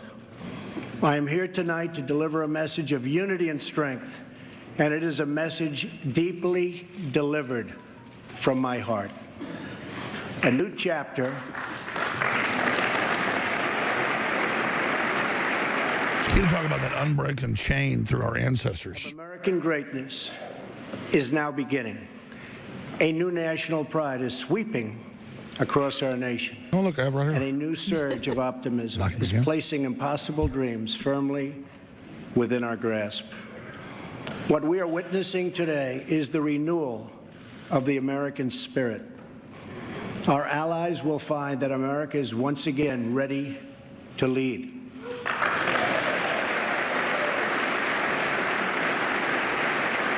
He wants to unite a divided nation. Again, Trump wrote the notes that you're hearing. He writes his own speeches. Yeah, I believe it. That's just crazy. And then he doesn't just speak off a teleprompter. No, even all when the it is a nations teleprompter, of the it's him. world, friend or foe, will find that America is strong, America is proud, and America is free. In 9 years, the United States will celebrate the 250th anniversary of our founding. 250 years since the day we declared our independence. It will be one of the great milestones in the history of the world. But what will America look like as we reach our 250th year? What kind of country will we leave for our That's children? right. There's two choices he's about to get into. I will not allow the mistakes of recent decades past to define the course of our future. For too long, we've watched our middle class shrink as we've exported our jobs and wealth to foreign countries. We've financed and built one global project after another. Look at the Democrats. But ignored the fates They work of for our foreign children. banks to make everybody in the inner poor. They're cities just of such Chicago, scum. Sorry. Baltimore, Detroit, and so many other places throughout our land. We've defended the borders of other nations while leaving our own borders wide open for anyone to cross and for drugs to pour in at a now unprecedented rate. And we've spent trillions and trillions of dollars overseas while our infrastructure at home has so badly crumbled. See around here around the swamp. Then in 2016, the earth shifted beneath our feet. The rebellion started as a quiet protest, spoken by families of all colors and creeds, families who just wanted a fair shot for their children and a fair hearing for their concerns. But then the quiet voices became a loud chorus It's happening all as over the world. thousands of citizens now spoke out together from cities small and large all across our country. Finally, the chorus became an earthquake, and the people turned out by the tens of millions, and they were all united by one very simple but crucial demand: that America must put its own citizens first. That's right. Because only then can we truly make America great again. Yeah, special interests were selling off the most wealthy country in the world that had more than half the world's wealth. These globalists sold it out. You know, we should not take in a single refugee until we've housed all of our veterans, because we have so many homeless veterans out there. It's insane. Exactly. Ridiculous. Our country's These people- collapsing. These people, you know, risk their lives for us, for our freedoms. Will come roaring back to life. Heroic veterans will get the care they so desperately need. There you go. Our military will be given the resources its brave warriors so richly deserve. Crumbling infrastructure will be replaced with new roads, bridges, tunnels, airports, and railways gleaming across our very, very beautiful land. Our terrible drug epidemic will slow down and ultimately stop. And our neglected inner cities will see a rebirth of hope, safety, and opportunity. And if we have the hope, above all else, it will manifest. We have the will infrastructure. keep He's our right. promises Already, look to at what's the happening. American people. But we have to stop being so nasty, like the Democrats, who are openly programmed by globalists that just want us to be a bunch of idiots that roll over to globalism. They write white papers on this. It's been a little over a month since my inauguration, and I want to take this moment to update the nation on the progress I've made in keeping those promises. Since my election, Ford, Fiat Chrysler, General Motors, Sprint, SoftBank, Lockheed, Intel, Walmart, and many others have announced that they will invest billions and billions of dollars in the United States. Wow. And will create tens of thousands of That new means jobs, jobs. economy growth, everything. That's amazing. And over $2 trillion in the stock market. Oh. It'd be too hard for him to list it all. It would sound ridiculous. But yeah, we'll go back to the president here. I know we're jumping in, folks, but this is commentary analysis. Look at Nancy Pelosi. She looks like Skeletor. Back to the president. Here we go. The stock market has gained almost $3 trillion in value since the election on November 8th. That's an old number, yeah. It's almost 3. Sorry. We've saved taxpayers hundreds of millions of dollars by bringing down the price of fantastic, and it is a fantastic, new F-35 jet fighter. And we'll be saving billions more on contracts all across our government. We have placed a hiring freeze on non-military and non-essential federal workers.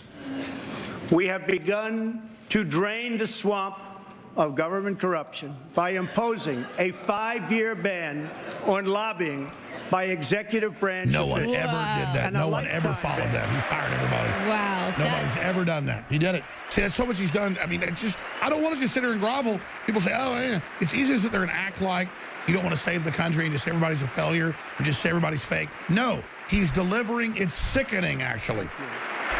It's ridiculous. That's why the lobbyists hate him. On becoming lobbyists for a foreign government, we have undertaken a historic effort to massively reduce job-crushing regulations. Paul Ryan can't creating a stand it. deregulation task force inside of every government agency.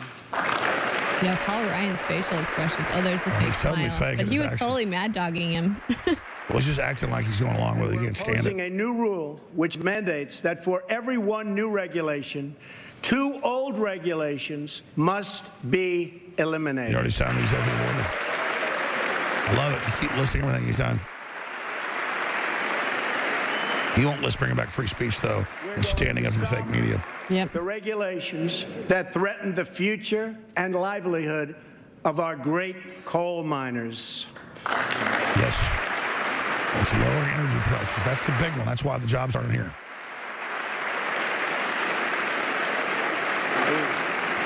Look, folks, we wanted to take the government back. We want to be winners. That's what I kept telling people. We can win. We're doing it now. Yeah, he's undoing all of their. We've their still got a things that long they're- road. We Yeah. still got a long road. But Of the Keystone and Dakota Access pipelines. this cuts off Soros and is shipping it via train to the West Coast to go to China. Yeah, it was going right over their water via train. What's the difference of it being under? It would be safer under than if the train. They just didn't want us to get crashed. the oil in Texas. Thousands of jobs. And I've issued a new directive that new American pipelines be made with American steel. Yes. Going to build pipelines. It's going to be American steel. What do you think China does? Or Japan? Yeah. Or Germany? All the same deal. That isn't free trade when they have screw jobs on us. We're going to do just what they did. See how they like it. Yeah, he's doing everything to make the American economy United States stronger. From the job-killing Trans-Pacific Partnership. That's the big one. Killed the TPP that was unelected, secret. And with the help of Prime Minister Justin Trudeau, we have formed a council with our neighbors in Canada to help ensure that women entrepreneurs have access to the networks, markets, and capital they need to start a business and live out their financial dreams. That's right. Wow. North American Initiative for Women. Yeah, Don't hear that from the Democrats because they want you poor under their control. But yet they had Look at the Pocahontas. women's Look march. at Pocahontas. She didn't know what to do. And they had the women's march in D.C. All these women saying, Trump's against women. Well, there you have it. I mean, what other president has done that? To protect our citizens, I have directed the Department of Justice to form a task force on reducing violent crime. I have further ordered the Departments of Homeland Security and Justice, along with the Department of State and the Director of National Intelligence, to coordinate an aggressive strategy to dismantle the criminal cartels that have spread all across our nation. He's draining the swamp, and those are the ones who buy off the politicians and bribe them. So that's just part of draining the swamp, getting rid of the cartels.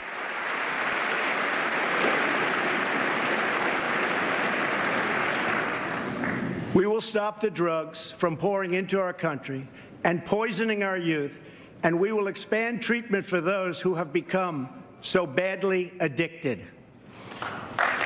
It's good. See, not lock them up, but actually get them treated.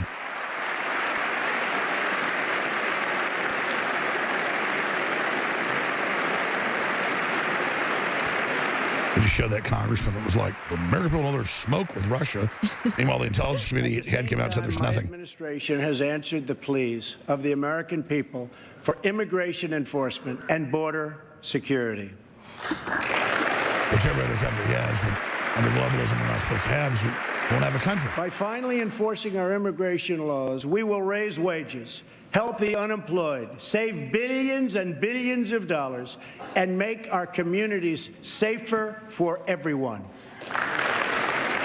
Again, you're watching and listening to live analysis and coverage of Trump's historic.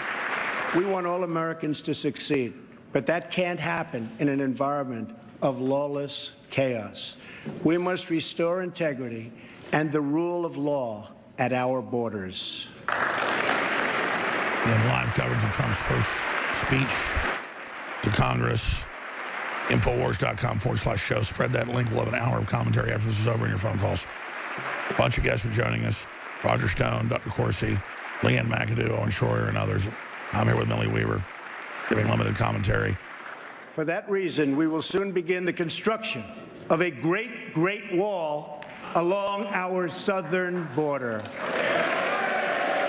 The Great Wall of America. I heard some booing. Yeah, I am hearing booing too. Well, Mexico can have a wall, and China can have a wall, but we can't.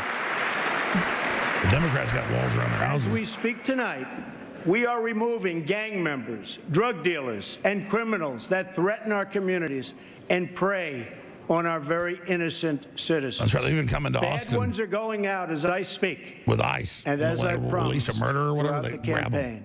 To any in Congress who do not believe we should enforce our laws, I would ask you this one question. What would you say to the American family that loses their jobs, their income, or their loved one because America refused to uphold its laws and defend its borders? Yeah, what about the citizens? Exactly. What about the people? We're not supposed to even be citizens. We don't get anything for paying taxes.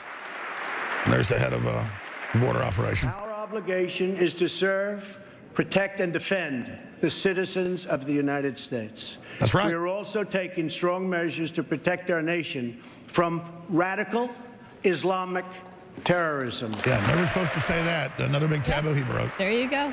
Well, he's not a and career... then Paul Ryan stands up for that. And he's not a career politician. That's the thing, you know. All these other people, these congressmen and people that are upset about him getting rid of the lobbying, well, it's because we need more people who are not We need a career government that doesn't do what lobbyists say but follows the law. Provided by the Department of Justice. The vast majority of individuals convicted of terrorism and terrorism-related offenses since 9/11 came here from outside of our country. We have seen the attacks at home, from Boston to San Bernardino to the Pentagon, and yes, even the World Trade Center. We have seen the attacks in France, in Belgium, in Germany, and all over the world. It is not compassionate, but reckless to allow uncontrolled entry from places where proper vetting cannot occur. The left and the globalists have been bought up by radical Islam. This is an open invasion. They admit that. ISIS admits they're invading. They want to use the destabilization and then bring in a police state. And Trump's trying to block this chaos. Little Marco. Those given the high honor of admission to the United States should support this country and love its people. Look how and psychopathic its Paul Ryan looks. We cannot really allow does. a I beachhead wouldn't of buy a car from him. to form inside America. We Did you go to cannot his house and allow have a hamburger? No, definitely not. He looks like a extremists. predator. Did you hire him? No, he has like envious eyes. I don't know. He He's looks got like a creepy, yeah. glare. Pence looks like a soldier. Trump looks like a, super salesman, good guy. Keep our nation And safe. then Ryan looks like a keep weasel. Those out Yeah, you can who will see. do us harm. Keep out those will do us harm. Imagine having a country, like Lindbeck said. It's so scary to have a nation. So then on CNN, we can't have that. I directed the Department of Defense to develop a plan to demolish and destroy ISIS, a network of lawless savages that have slaughtered Muslims and Christians and men and women and children of all faiths and all beliefs. We will work with our allies, including our friends and allies in the Muslim world, to extinguish this vile enemy from our planet. Extinguish this violent enemy from our planet. That's right. That's what they are. I mean, there's a lot of videos out there that are just absolutely gruesome of the horrible things that these ISIS militants are doing in the Muslim countries. We shouldn't be considering having, people immigrate from that area right now while we have that. Without even having real IDs, yeah. On entities and individuals who support Iran's ballistic missile program and reaffirmed our unbreakable alliance with the state of Israel. The left is so freaked out because they wanted to sell out to Saudi Arabia and like an alliance with the Wahhabis. I mean, Israel's got issues, but they're not the Wahhabis that cut women's genitals off and let them drive cars. It's like, why is the left so in love with Islam? They got bought off. I have kept my promise to appoint a justice to the United States Supreme Court from my list of 20 judges who will defend our Constitution. That's right. And that's what they were supposed to be doing all along. I mean, these people took oaths to the Constitution. Exactly. They act like this is so alien. This is Americana. Live coverage of Trump's first speech to Congress. I am greatly honored to have Maureen Scalia with us in the gallery tonight. That's Justice Scalia's wife. Antonin Scalia got murdered in South Texas. They put in the Washington Post as a big joke. Secret society. He killed more than a dozen Russians the last few months, too. And didn't Obama try to fill that seat, too, before he got out of office? Exactly. Her late great husband, Antonin Scalia, will forever be a symbol of American justice. To fill his seat, we have chosen Judge Neil Gorsuch, a man of incredible skill and deep devotion to the law. He was confirmed unanimously by the Court of Appeals, and I am asking the Senate to swiftly approve his nomination. And he was an acolyte and good friend of Scalia. He was a strict constructionist. So if you believe in America, that's the kind of judge you should do. So another promise fulfilled by President Trump. Again, this is Infowars.com, live coverage. Tonight, as I outline the next steps we must take as a country, we must honestly acknowledge the circumstances we inherited. 94 million Americans are out of the labor force. Over 43 million people are now living in poverty, and over 43 million Americans are on food stamps. More than 1 in 5 people in their prime working years are not working. We have the worst financial recovery in 65 years. In the last 8 years, the past administration has put on more new debt but Conway put her feet on the couch. Of the other presidents combined. And he wasn't lying when he said he inherited a mess. I mean, this is a big mess, these numbers. And we've lost 60,000 factories since China joined the World Trade Organization. But Conway put her feet on the couch at the White House. That's what matters. Not that China sold us out. I'm sorry, go ahead. Last year was nearly $800 billion. And overseas, we have inherited a series of tragic foreign policy disasters. The trade deficit shrunk by $14 billion since you got in. So many other pressing problems will require us to work past the differences of party. It will require us to tap into the American spirit that has overcome every challenge throughout our long and storied history. But to accomplish our goals at home and abroad, we must restart the engine of the American economy, making it easier for companies to do business in the United States and much, much harder for companies to leave our country. That's right. We must restart the engine of the American economy. American business is being crushed under an avalanche of taxes and regulations. Let's make it easier for companies to do business in America.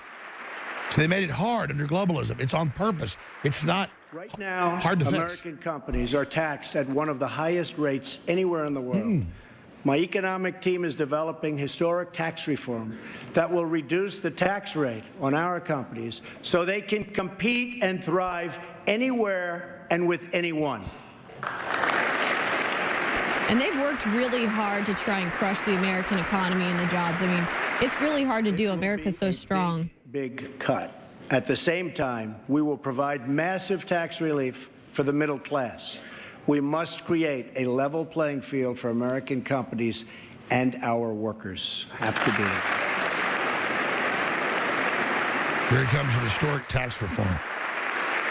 Currently, when we ship products out of America, many other countries make us pay very high tariffs and taxes. But when foreign companies ship their products into America, we charge them nothing or almost nothing. I just met with officials and workers from a great American company, Harley-Davidson. In fact, they proudly displayed 5 of their magnificent motorcycles made in the USA on the front lawn of the White House. Maybe Google Trump meets with Harley-Davidson. We can show that. Show folks some stuff as well as we do live coverage. And they wanted me to ride one, and I said, no, thank you. I'm the same way. Motorcycles get you At our killed. meeting, I asked them, how are you doing? How is business? They said that it's good. I asked them further, how are you doing with other countries, mainly international sales? They told me without even complaining, because they have been so mistreated for so long that they've become used to it, that it's very hard to do business with other countries because they tax our goods at such a high rate. That's right. They said that in the case of another country, it's all one-sided. They tax their motorcycles at 100%. They weren't even asking for a change, but I am. I believe. We're not settling for nothing now. It's over. The globalists, all the little, turds like Pelosi selling our country out, it's over. If the American people stand up. He's standing up for the American people. It's just true. Look. It's that simple. The reason we're supporting Trump is it's true. The entire power structure is angry because they've been selling us out. They're pissed. This is real. I believe strongly in free trade, but it also has to be fair trade. That's right. It's been a long time since we had fair trade. They're all one-sided screw jobs. The first Republican president, Abraham Lincoln, warned that the abandonment of the protective policy by the American government will produce want and ruin among our people. Lincoln was right, and it's time we heeded his advice and his words. Can you imagine the prosperity our nation will have Reagan after didn't this? talk like this. Nobody ever exposed one-sided deals. Let America and its great companies and workers be taken advantage of us any longer. They have taken advantage of our country no longer. We got about 2 core rules: buy America and hire America. I'm going to bring back millions of jobs. Protecting our workers also means reforming our system of legal immigration. We must protect our workers by enforcing immigration laws. It's time. We must protect our workers. The current outdated system depresses wages for our poorest workers and puts great pressure on taxpayers. Nations around the world, like Canada, Australia, and many others, have a merit-based immigration system. Switzerland. Yeah, and the left found that out really hard when they thought they were all going to run to Canada. It's a basic after Trump won, they wouldn't let them in. Enter a country ought to be able to support themselves financially.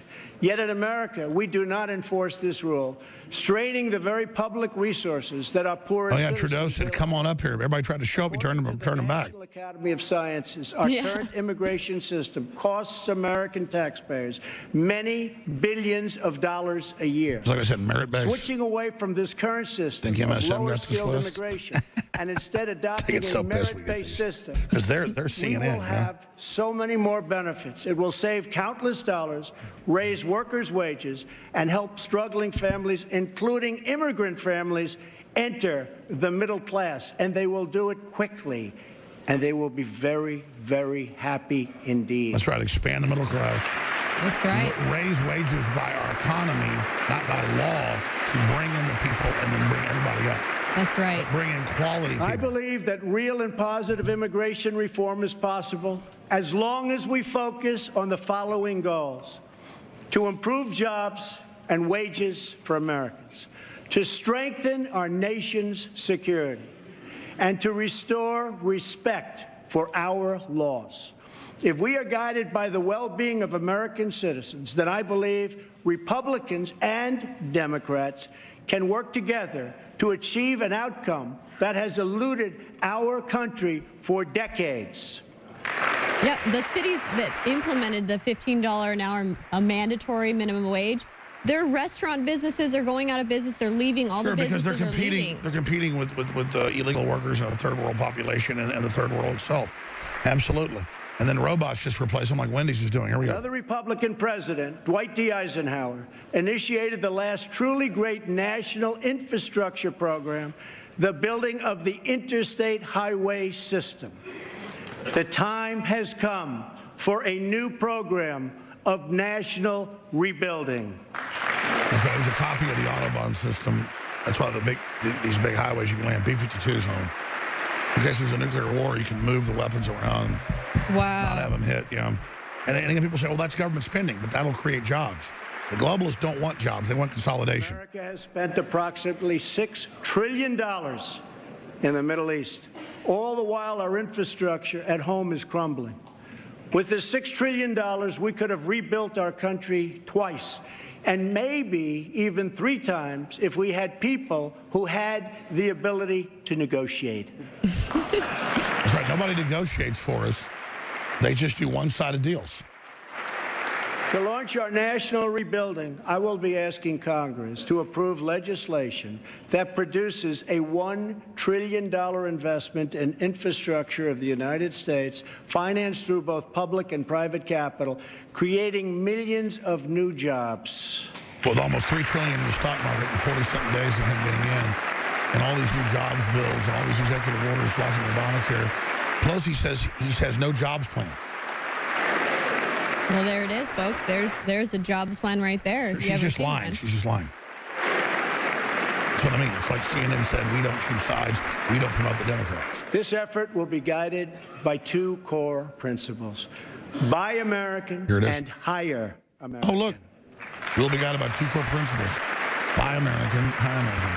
And again, Trump basically Tonight, I am wrote also these notes. calling on this Congress to repeal and replace Obamacare. Notice the media didn't. These are not real media. They would have already had hit pieces out before his speech. Oh, if they already. We got this stuff for anybody yesterday. The basic roll down. They all flipped out about it and said that we said we had an exclusive and all this, when only 20-something people got it.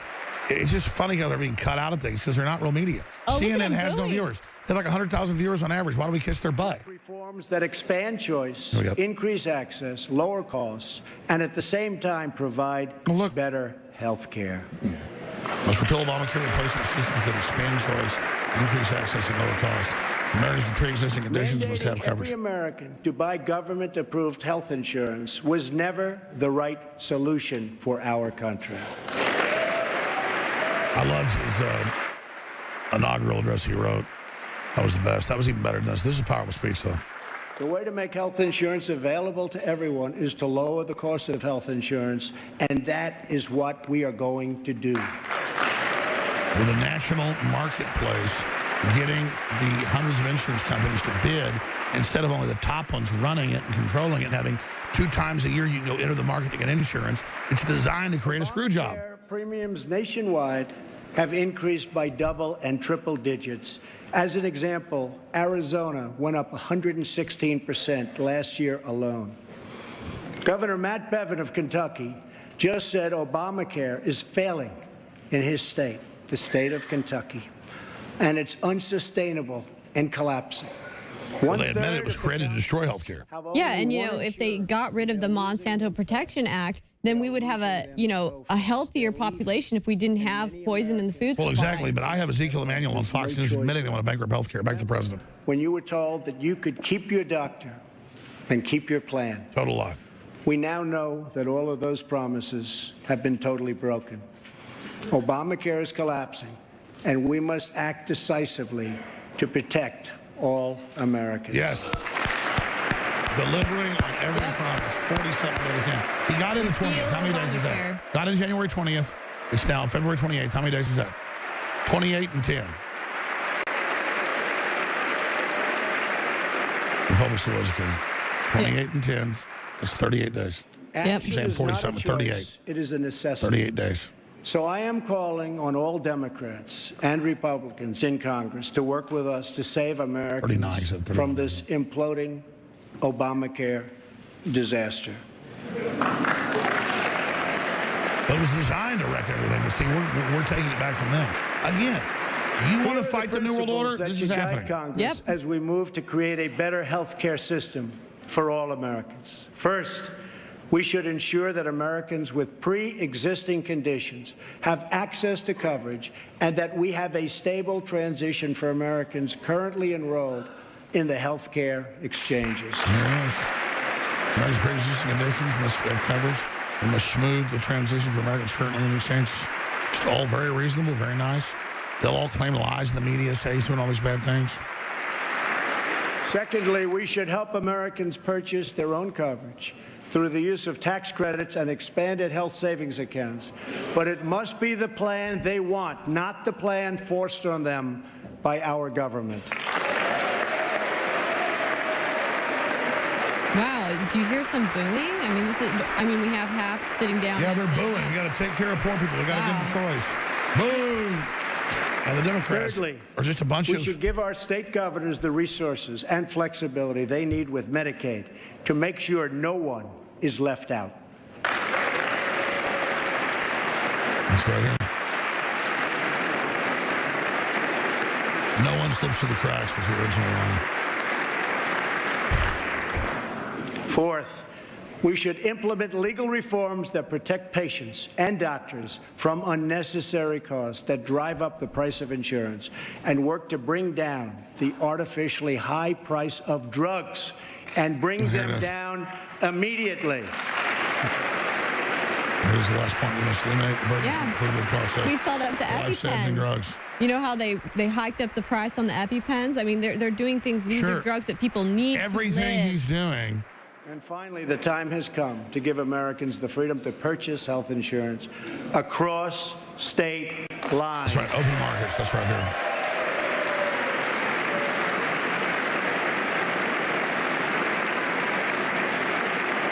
National marketplace. Which will create a truly competitive national marketplace. There will you bring go. Look at costs that. way Wow. down and provide far better care. So important. Just Washington Post didn't get this. Everything that is broken in our country that's can too be funny. fixed. Every problem can be solved. And every hurting family can find healing and hope. Our citizens deserve this, and so much more. So why not join forces and finally get the job done and get it done Look right? at Democrats. Hey, let's come together. Let's stop screwing everybody one side of deals. Be Americans again. Yeah. You'll be loved by your people, Democrats and Republican establishment. Stop it. Yeah, be mature. Bing, bing, bong, bing, bing, bing. Be mature. Come together for a cause. Did you say bing, bing, help bong, the bing? American people. Bing, bing, bong, bing, bing. Bing, bing, bing, bong, bing. There you go. On this and so many other things, Democrats and Republicans should get together and unite for the good of our country and for the good of the American people. See, he's pointing at him and I say, it's unite. It's all common sense. Yeah. How can anybody be against this? This is... My administration wants to work with members of both parties to make child care accessible and affordable, to help ensure new parents that they have paid family leave. So what you talked about and be able to write off your child care. Exactly. And that would probably help young families. Well, Golden Toad wants to do that. Here we go. Be the great toad. You know, people aren't wanting to have children invest in as much women's these health days because of that. And to promote clean air and clean water and to rebuild our military and our infrastructure. Our disadvantaged youth, including millions of African American human children, who have access to good schools and great teachers. True love for our people requires us to find common ground, to advance the common good, and to cooperate on behalf of every American child who deserves a much brighter future. An incredible young woman is with us this evening who should serve as an inspiration to us all. Today is Rare Disease Day, and joining us in the gallery is a rare disease survivor, Megan Crowley. Megan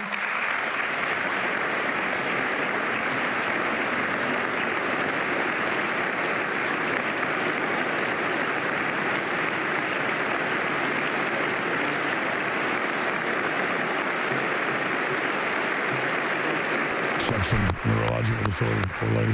Yeah.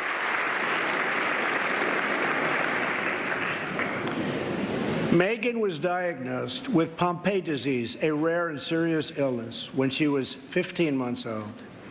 She was not expected to live past 5. Oh, God. On receiving this news, Megan's dad, John, fought with everything he had to save the life of his precious child. He founded a company to look for a cure and helped develop the drug that saved Megan's life. Today, she is 20 years old and a sophomore at Notre Dame.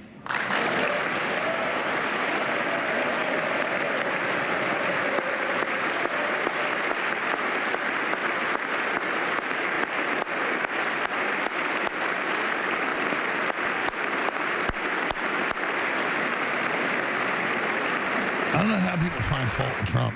I just don't. I don't either. About the unbounded power of a father's love for a daughter. But our slow and burdensome approval process at the Food and Drug Administration keeps too many advances, like the one that saved Megan's life, from reaching those in need. If we slash the restraints, not just at the FDA, but across our government, then we will be blessed with far more miracles, just like Megan. Absolutely.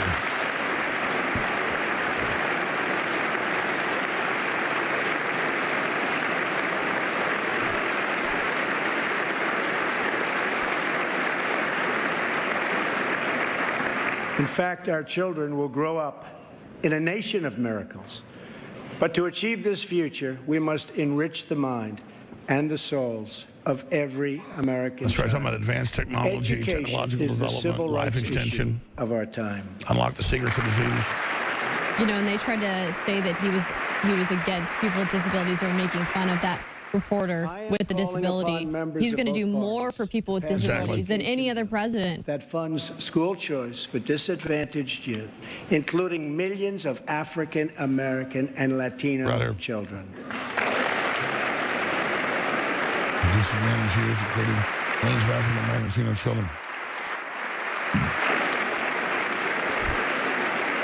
Trump again wrote his own speech. These families should be free to choose the public, private, charter, magnet, religious, or homeschool that is right for them.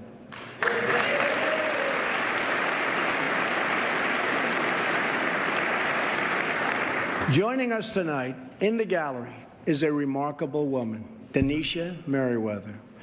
As a young girl, Denisha struggled in school and failed third grade twice. But then she was able to enroll in a private center for learning, great learning center, with the help of a tax credit and a scholarship program. I failed as a sophomore. Today, she is the first in her family to graduate not just from high school, but from college. I was in high school 5 years. Later this year, she will get her master's degree in social work. We want all children to be able to break the cycle of poverty, just like Denisha. Yeah, a lot of times when children are failing in school, it's because the school is failing them, and people should be able to choose and let students choose which school they want to go to. That's right. The speech is almost over, folks. We'll have live coverage. We'll give the toll-free number out. In fact, I should give the number out in a moment. But to break the cycle of poverty, we must also break the cycle of violence. Here we go. The murder rate in 2015 experienced its largest single-year increase in nearly half a century. In Chicago, more than 4,000 people were shot last year alone, and the murder rate so far this year has been even higher. This is not acceptable in our society. It's all Democrat-run cities. Republican establishment's horrible, too, but the Democrats are a special type of trash. They've been the power structure forever. We never Republican president until Lincoln. Every child should be able to grow up in a safe community, to attend a great school, and to have access to a high-paying job. That's the 1860s. And the Democrats claim the Republicans are the KKK. Like they said, the NRA is the KKK. We must work with, not against. Not against. It's founded to counter the men and women of law enforcement. And it's not that the police state is perfect or all cops are perfect. It's that Soros and others want to make any rebellion against corrupt government about the cops. Yeah. It's like if you're against the TSA, what they're doing, get Congress to change it. Don't blame the average cop. Yeah, you know, the average cop is just trying to keep the community safe and do their job to protect people. Yeah, exactly. They have a crappy job. Not drive the wedge of disunity and really it's what it is, division. It's pure, unadulterated division. We have to unify. Police and sheriffs are members of our community. They're friends and neighbors. They're mothers and fathers, sons and daughters. And they leave behind loved ones every day who worry about whether or not they'll come home safe and sound. We must support the incredible men and women of law enforcement. We need peace officers, and I've been a big critic of problems with the police, but not because I'm enemies with the police. I don't like them being turned into these government enforcers for unconstitutional actions. But if we restore the republic, then the police again, are good, just like government is. We must support the victims of crime. I have ordered the Department of Homeland Security to create an office to serve American victims. The office is called VOICE, Victims of Immigration Crime Engagement. That's right, give a voice. We are providing a voice to those who have been ignored by our media and silenced by special interests. Joining us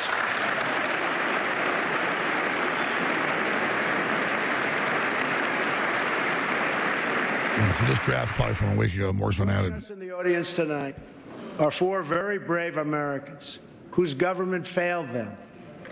Their names are Jamil Shaw, Susan Oliver, Jenna Oliver, and Jessica Davis. He's humanizing people. Jamil's 17-year-old son was viciously murdered by an illegal immigrant gang member who had just been released from prison.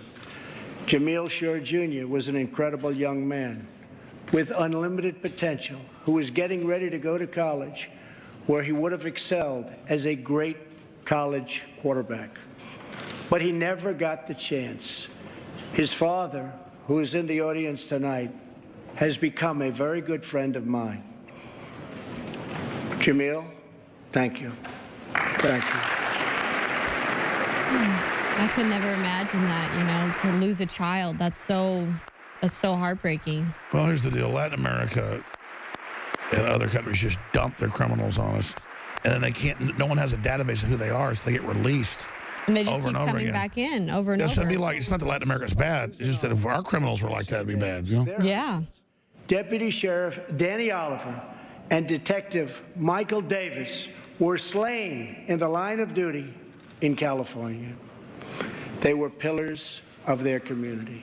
These brave men were viciously gunned down by an illegal immigrant with a criminal record, and 2 prior deportations, should have never been in our country. Sitting with Susan is her daughter, Jenna.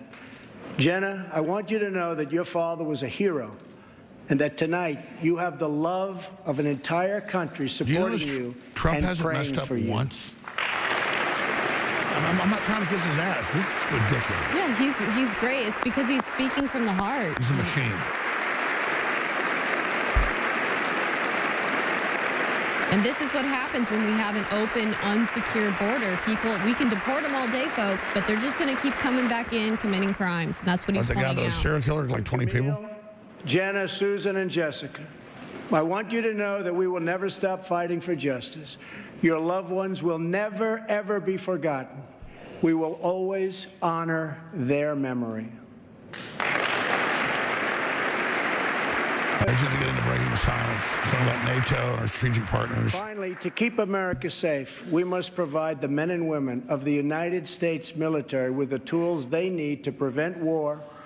If they must, they have to fight, and they only have to win. Looking abroad, America First policy calls for robust engagement with the world in areas of mutual interest, but not ceding our authority to the UN and globalist bodies where they're our bosses, and Obama goes to Congress and says, I don't need you, I have the UN. Trump had always better go to Congress for his authority. Congress, a budget that rebuilds the military, eliminates the defense sequester,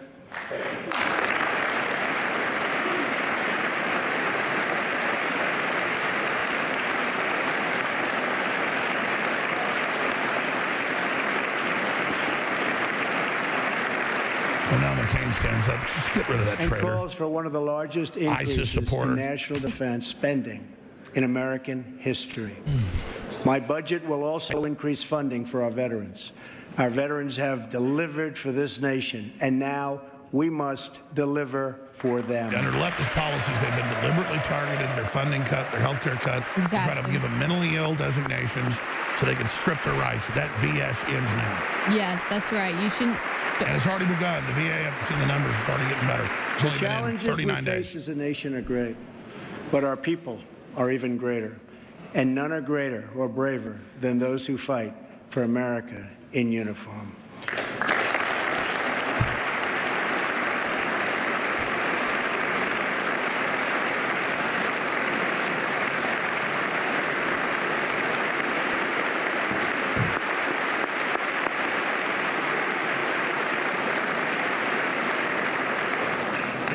We are blessed to be joined tonight by Corinne Owens, the widow of U.S. Navy Special Operator, Senior Chief William Ryan Owens. Ryan died as he lived, a warrior and a hero, battling against terrorism and securing our nation.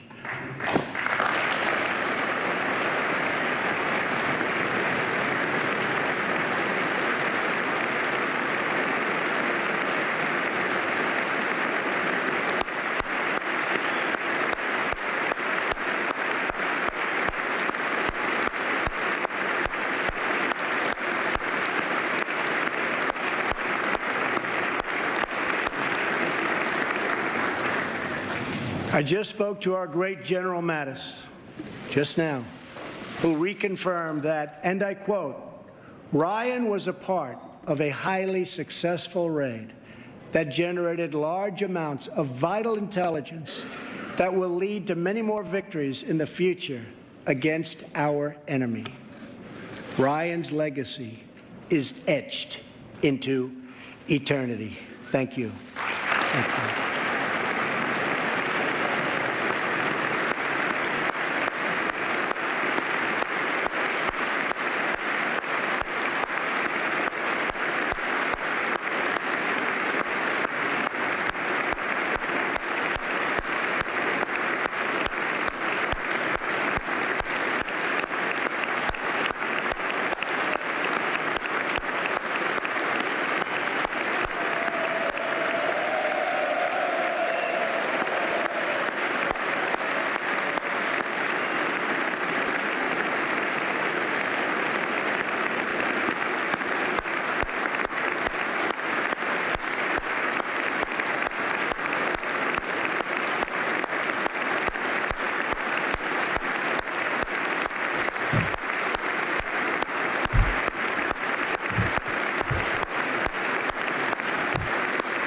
This is powerful. Man, Trump just gets better and better. I'm sorry. Powerful. I'm sorry. This is just getting too good to be true.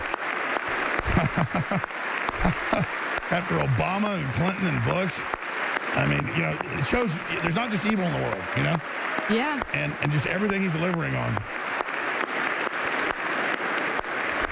And I love how he doesn't give his talking points to the MSM. He gives it the Patriot media. Of course, he got us this little tidbit today. It's been right on. That's right. For every fallen soldier, there's a weeping mother, a weeping widower. That's powerful. Let's go back. Exactly. Let's go back to her. And then Dr. Corsi is joining us here in just a minute when the speech ends with the rest of the crew. Yep. And Ryan is looking down right now. This is powerful. You know that. And he's very happy because I think he just broke a record. Wow, that's powerful. Because Trump is so genuine, though. It's not the fakeness of Obama. Exactly. The Bible teaches us there is no greater act of love than to lay down one's life for one's friends. Ryan laid down his life for his friends, for his country, and for our freedom. And we will never forget Ryan. Absolutely. Thank you, Ryan. Powerful. Thank you, Ryan. And thank you, Ryan. Obama would never do something like that. God, think about 8 years of Obama. What a nightmare.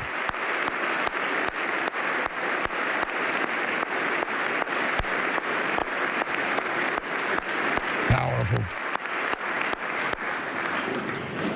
To those allies who wonder what kind of a friend America will be, look no further than the heroes who wear our uniform. Our foreign policy calls for direct, robust, and meaningful engagement with the world. It is American leadership based on vital security interests that we share with our allies all across the globe. We strongly support NATO, an alliance forged through the bonds of 2 world wars that dethroned fascism and the Cold War and defeated communism. But Europe's going to pay part of it. It's called, like, we're done going bankrupt here, not having, you know, trains that work and roads falling apart. Exactly. We need fair deals. Yeah. But our partners must meet their financial obligations. And now, based on our very strong and frank discussions, they are beginning to do just that. Yeah, in fact, finally I a can president. tell you the money is pouring in. The money's Very pouring nice. in. happening. And it was that easy to just have somebody who's business-minded to come in and make good deals. And not screw us over. Yeah. Exactly. Expect our partners, whether in NATO, the Middle East, or in the Pacific, to take a direct and meaningful role in both strategic and military operations and pay their fair share of the cost, have to do that. We will respect historic institutions, but we will respect the foreign rights of all nations, and they have to respect our rights as a nation also.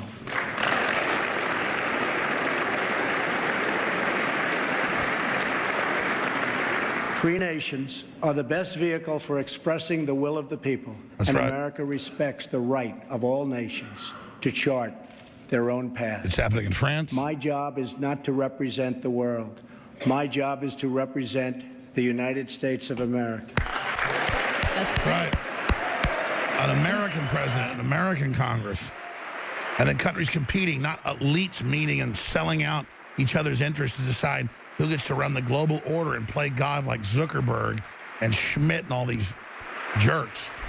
But we know that America is better off when there is less conflict, not more. We must learn from the mistakes of the past. We have seen the war and the destruction that have ravaged and raged throughout the world, all across the world. The only long-term solution for these humanitarian disasters, in many cases, is to create the conditions where displaced persons can safely return home and begin the long, long process of rebuilding.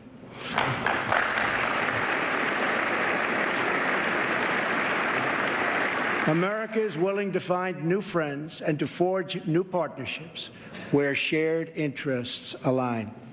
We want harmony and stability, not war and conflict. We want peace wherever peace can be found. Right here, mutual interest. America is friends today with former enemies. It sounds like George Some Washington of our wrote this. closest allies decades ago fought on the opposite side of these terrible, terrible wars. This history should give us all faith in the possibilities for a better world. Hopefully, the 250th year for America will see a world that is more peaceful, more just, and more free. That's like 8 years out. On our 100th anniversary in 1876, citizens from across our nation came to Philadelphia to celebrate America's centennial. At that celebration, the country's builders and artists and inventors showed off their wonderful creations. Alexander Graham Bell displayed his telephone for the first time. Remington unveiled the first typewriter. An early attempt was made at electric light. Thomas Edison showed an automatic telegraph and an electric pen. Imagine the wonders our country could know in America's 250th year. That's right. There's a lot of advanced technology that they've held up as conflicting technology, as disruptive technology, and Trump, the word is ready to release it. We can achieve if we simply set free the dreams of our people. The museum of things Cures that to will the never be illnesses will that have now always be. plagued us are not too much to hope. American footprints on distant worlds are not too big a dream. Millions lifted from welfare to work is not too much to expect. And streets where mothers are safe from fear, schools where children learn in peace, and jobs where Americans prosper and grow are not too much to ask. Amazing. He's about to end. He started about 6 minutes late. We're 9:06 Central, 10:06 Eastern. We have Dr. Jerome Corsi, Roger Stone, Leanne McAdoo, Owen Schroyer, Millie Weaver. I'm Alan Sims, your host. We're about to go to Dr. Corsi. When we have all of this, we will have made America greater than ever before. For all Americans, this is our vision. This is our mission. But we can only get there together. We are one people with one destiny. We all bleed the same blood. This is key. We all salute the same great American flag. Unity. And we all are made by the same God. Absolutely. Unite under patriotism. He was not kidding when he said he was going to actually make America great again, and he's showing us he's going to do it. The globalists have demoralized us. They've broken us up. They've done it all. All right, I think he's done here. Well, we talked to Dr. Corsi and then Roger Stone for a few minutes, then go to our other panel. When we fulfill this vision, when we celebrate our 250 years of glorious freedom, we will look back on tonight as when this new chapter of American greatness began. The time for small thinking is over. Beautiful. The time for trivial fights is behind us. Look at the Democrats. We just need the courage to share the dreams that fill our hearts, Get out of the the way. bravery to express the hopes that stir our souls, and the confidence to turn those hopes and those dreams into action. From now on, America will be empowered by our aspirations, not burdened by our fears, inspired by the future, not bound by failures of the past, and guided by a vision, not blinded by our doubts. I am asking all citizens to embrace this renewal of the American spirit. This is true, America. I am asking all members of Congress Very Christian. to join me in dreaming big and bold and daring things for our country. I am asking everyone watching tonight to seize this moment, believe in yourselves, believe in your future, and believe once more in America. That's right. Thank you, God bless you, and God bless the United States. You notice Hillary would never say that for 20 years. Now she's saying it because she knows he's energizing the people, bringing them together. This is an incredible time to be alive. We're going to do like 5-10 minutes with Corsi and Roger Stone, and we're going to bring in our panel. I'm going to give the number out. They put it up on screen for me. I'll give out our studio line so that I can give that number out for folks as well as we're live. It's 10:10 in the East, 9:10 here Central. Again, 877-789-ALEX, 877-789-2539, 877-789-2539. Get your quick comment or statement or question. That's all coming up. But while we talk to Dr. Corsi and back and forth with Roger Stone for about 10-15 minutes before we go to our panel, we'll also leave in the background some of this video for folks of Trump. But I got to tell you, my gut told me Trump was real. I talked to Corsi. I've been had Corsi on air before. He's got to go when Trump calls him. And he says, no, he's for real. Talked to a lot of other folks, talked to Trump, talked to people that are good friends with Trump, looked into who his whole background was. And it's like, no wonder they're so scared of him, because we truly have an American president. Exactly. He's the real deal. And all I have to say is to Democrats is have a little faith. Give him a chance before you just decide you're going to hate him and think he's Hitler reincarnate. Give him a chance. Well, see, they're bought and paid for, Melly. They're bought and paid for by globalists. That's the problem. They know that. Well, I'm talking to the Democrats out there in America. Oh, absolutely. I'm talking to people who are Democrats in nature. And I'm just saying, look at the fruits. Look at what he produces. Look at our economy and jobs. Just look for those signs. And if he's going to produce good fruit, then he's good for our nation. Absolutely. And that's the bottom line. Melly, you're absolutely right. Ride shotgun with us. And Leanne McAdoo coming up as well with Owen Schroyer. Let's go to Dr. Jerome Corsi, and then we're going to go to Roger Stone. Dr. Corsi and, of course, Stone, you're on with us as well. Jump in anytime. You're both in a free-for-all here. What is it like? Go back a year ago, 2 years ago, while we're all talking about this, what could happen. He's now president. He's delivering. It's almost surreal, but the enemies of freedom are even more snake-like than ever. Dr. Corsi. Well, it was a historic speech tonight. I think the tones that Donald Trump struck really reached across America and they are unifying. I mean, it was an emotional speech. The Ryan Owens, I think, was historic, especially given the extent to which his fathers objected to the raid in which his son was killed. There's his wife, clearly emotional, knowing what the sacrifices were for America. And Donald Trump is calling out to America to be our greater selves, to bury these divisions, to restore the country, restore the economy. Of all these states of the union I've heard in my life, I think this was the most memorable. I'm truly impressed by it. And yes, Donald Trump is the real deal. I've said that from the very beginning. You said that 2 years ago. We're going to go back and forth. Roger Stone, what is it like for you? You were almost speechless when I was with you at the inauguration, right there below Trump being sworn in. when you were talking about this in the 1980s, the 1990s, you got Nixon and him together. You don't like to toot your horn, but I've looked in the newspapers. That's a fact.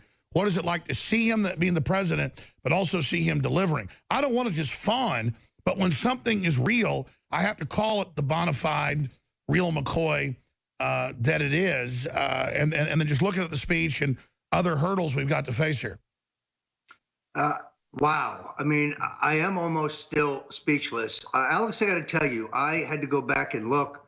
I have actually been in the chamber for 10 different State of the Union addresses under 3 different presidents. But I've never seen anything like this. I think the president disarmed his critics right off the top by citing Black History Month, talking about these horrific desecrations in Jewish cemeteries, which is a disgrace, a blot, and also pointing out the killing, I guess it was in Kansas, kind of totally knocking his critics back on their heels and giving one of the most unexpected, I would say, State of the Union addresses any president has given in this chamber. He was bold. People were crying. There was emotion. It was electrical. Well, and he was a Reagan-style optimist. You saw the best of Donald Trump tonight. I'd also point out that he walked in a perfectly tailored suit. Every hair was in place. He had a deep tan. I heard one liberal pundit call it a presidential makeover. You saw the quintessential. Sure, I mean, let's just say this. We're not gay, but Trump looks the best he's ever looked here. Well, and I had heard, Trump was always a man who had his suits made by Brioni. They would come measure him, but they would be made in Italy. I now hear that he is wearing American and that the Hardwick Company of South Carolina, American company, is going to be making clothing for him. So he is at the top of his game. His economic argument, particularly, I thought, was compelling. And then he used the citizens in the audience gambit, which only Ronald Reagan did well, in a very effective and I think moving manner, talking to the various real people who have had adversity in their life and using it to illustrate whether it was a need to streamline FDA drug approvals or whether it was service to one's country. Sure, wasn't this a unifying, populist speech about prosperity, shared vision, destiny, incredibly wholesome and good? And they kept showing shots of the Democrats looking like they were constipated, sitting on toilets.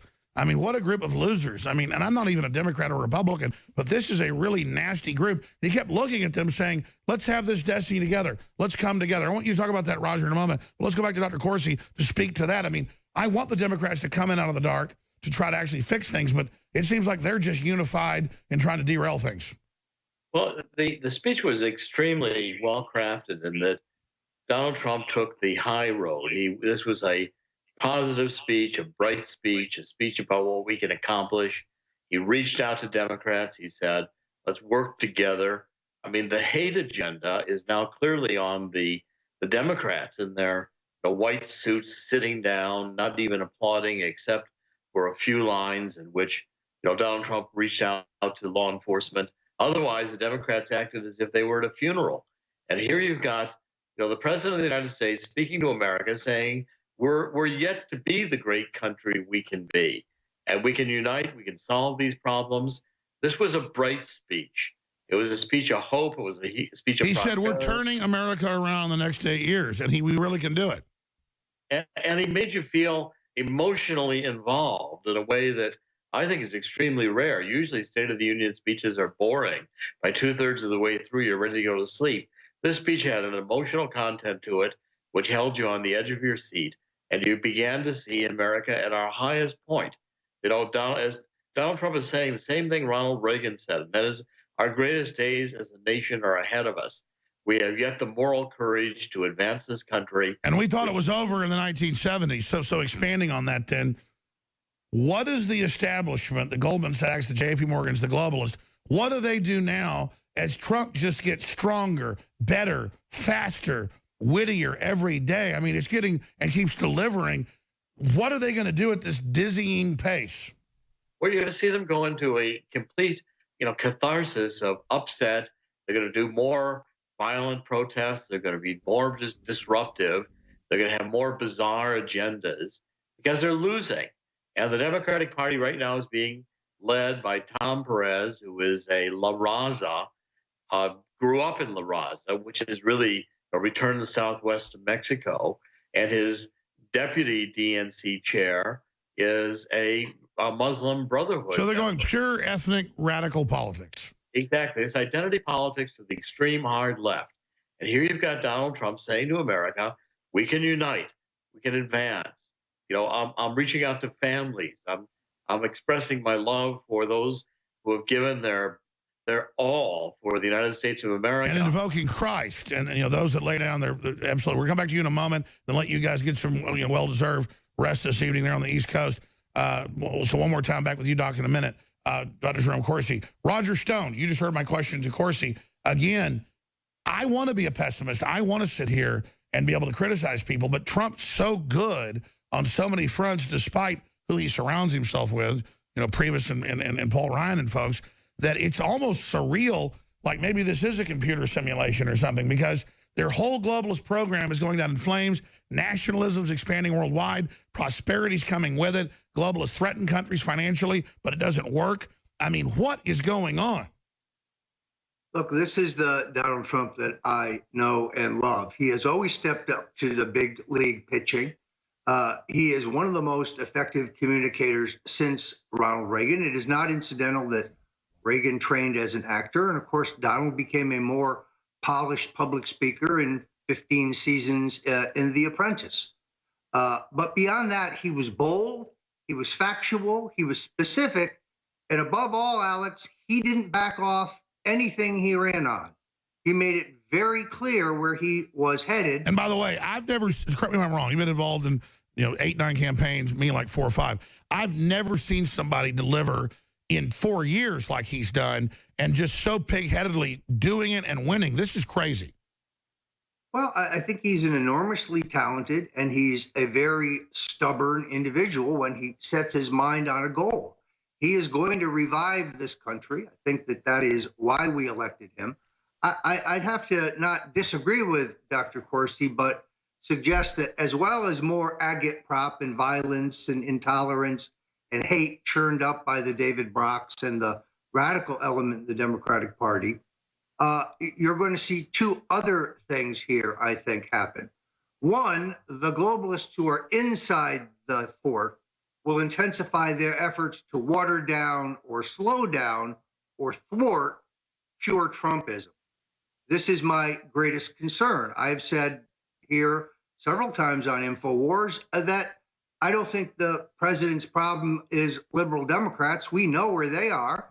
His problem is going to be the establishment Republicans who, very sadly, like the status quo. So that is, I think, has to be watched. The intensified search for leaks, in which my sources tell me the press secretary calls in staff members impromptu out of the blue and says, put your phone on the table. Our lawyers here from the counsel's office, we're going to look through it and see if you are the leaker.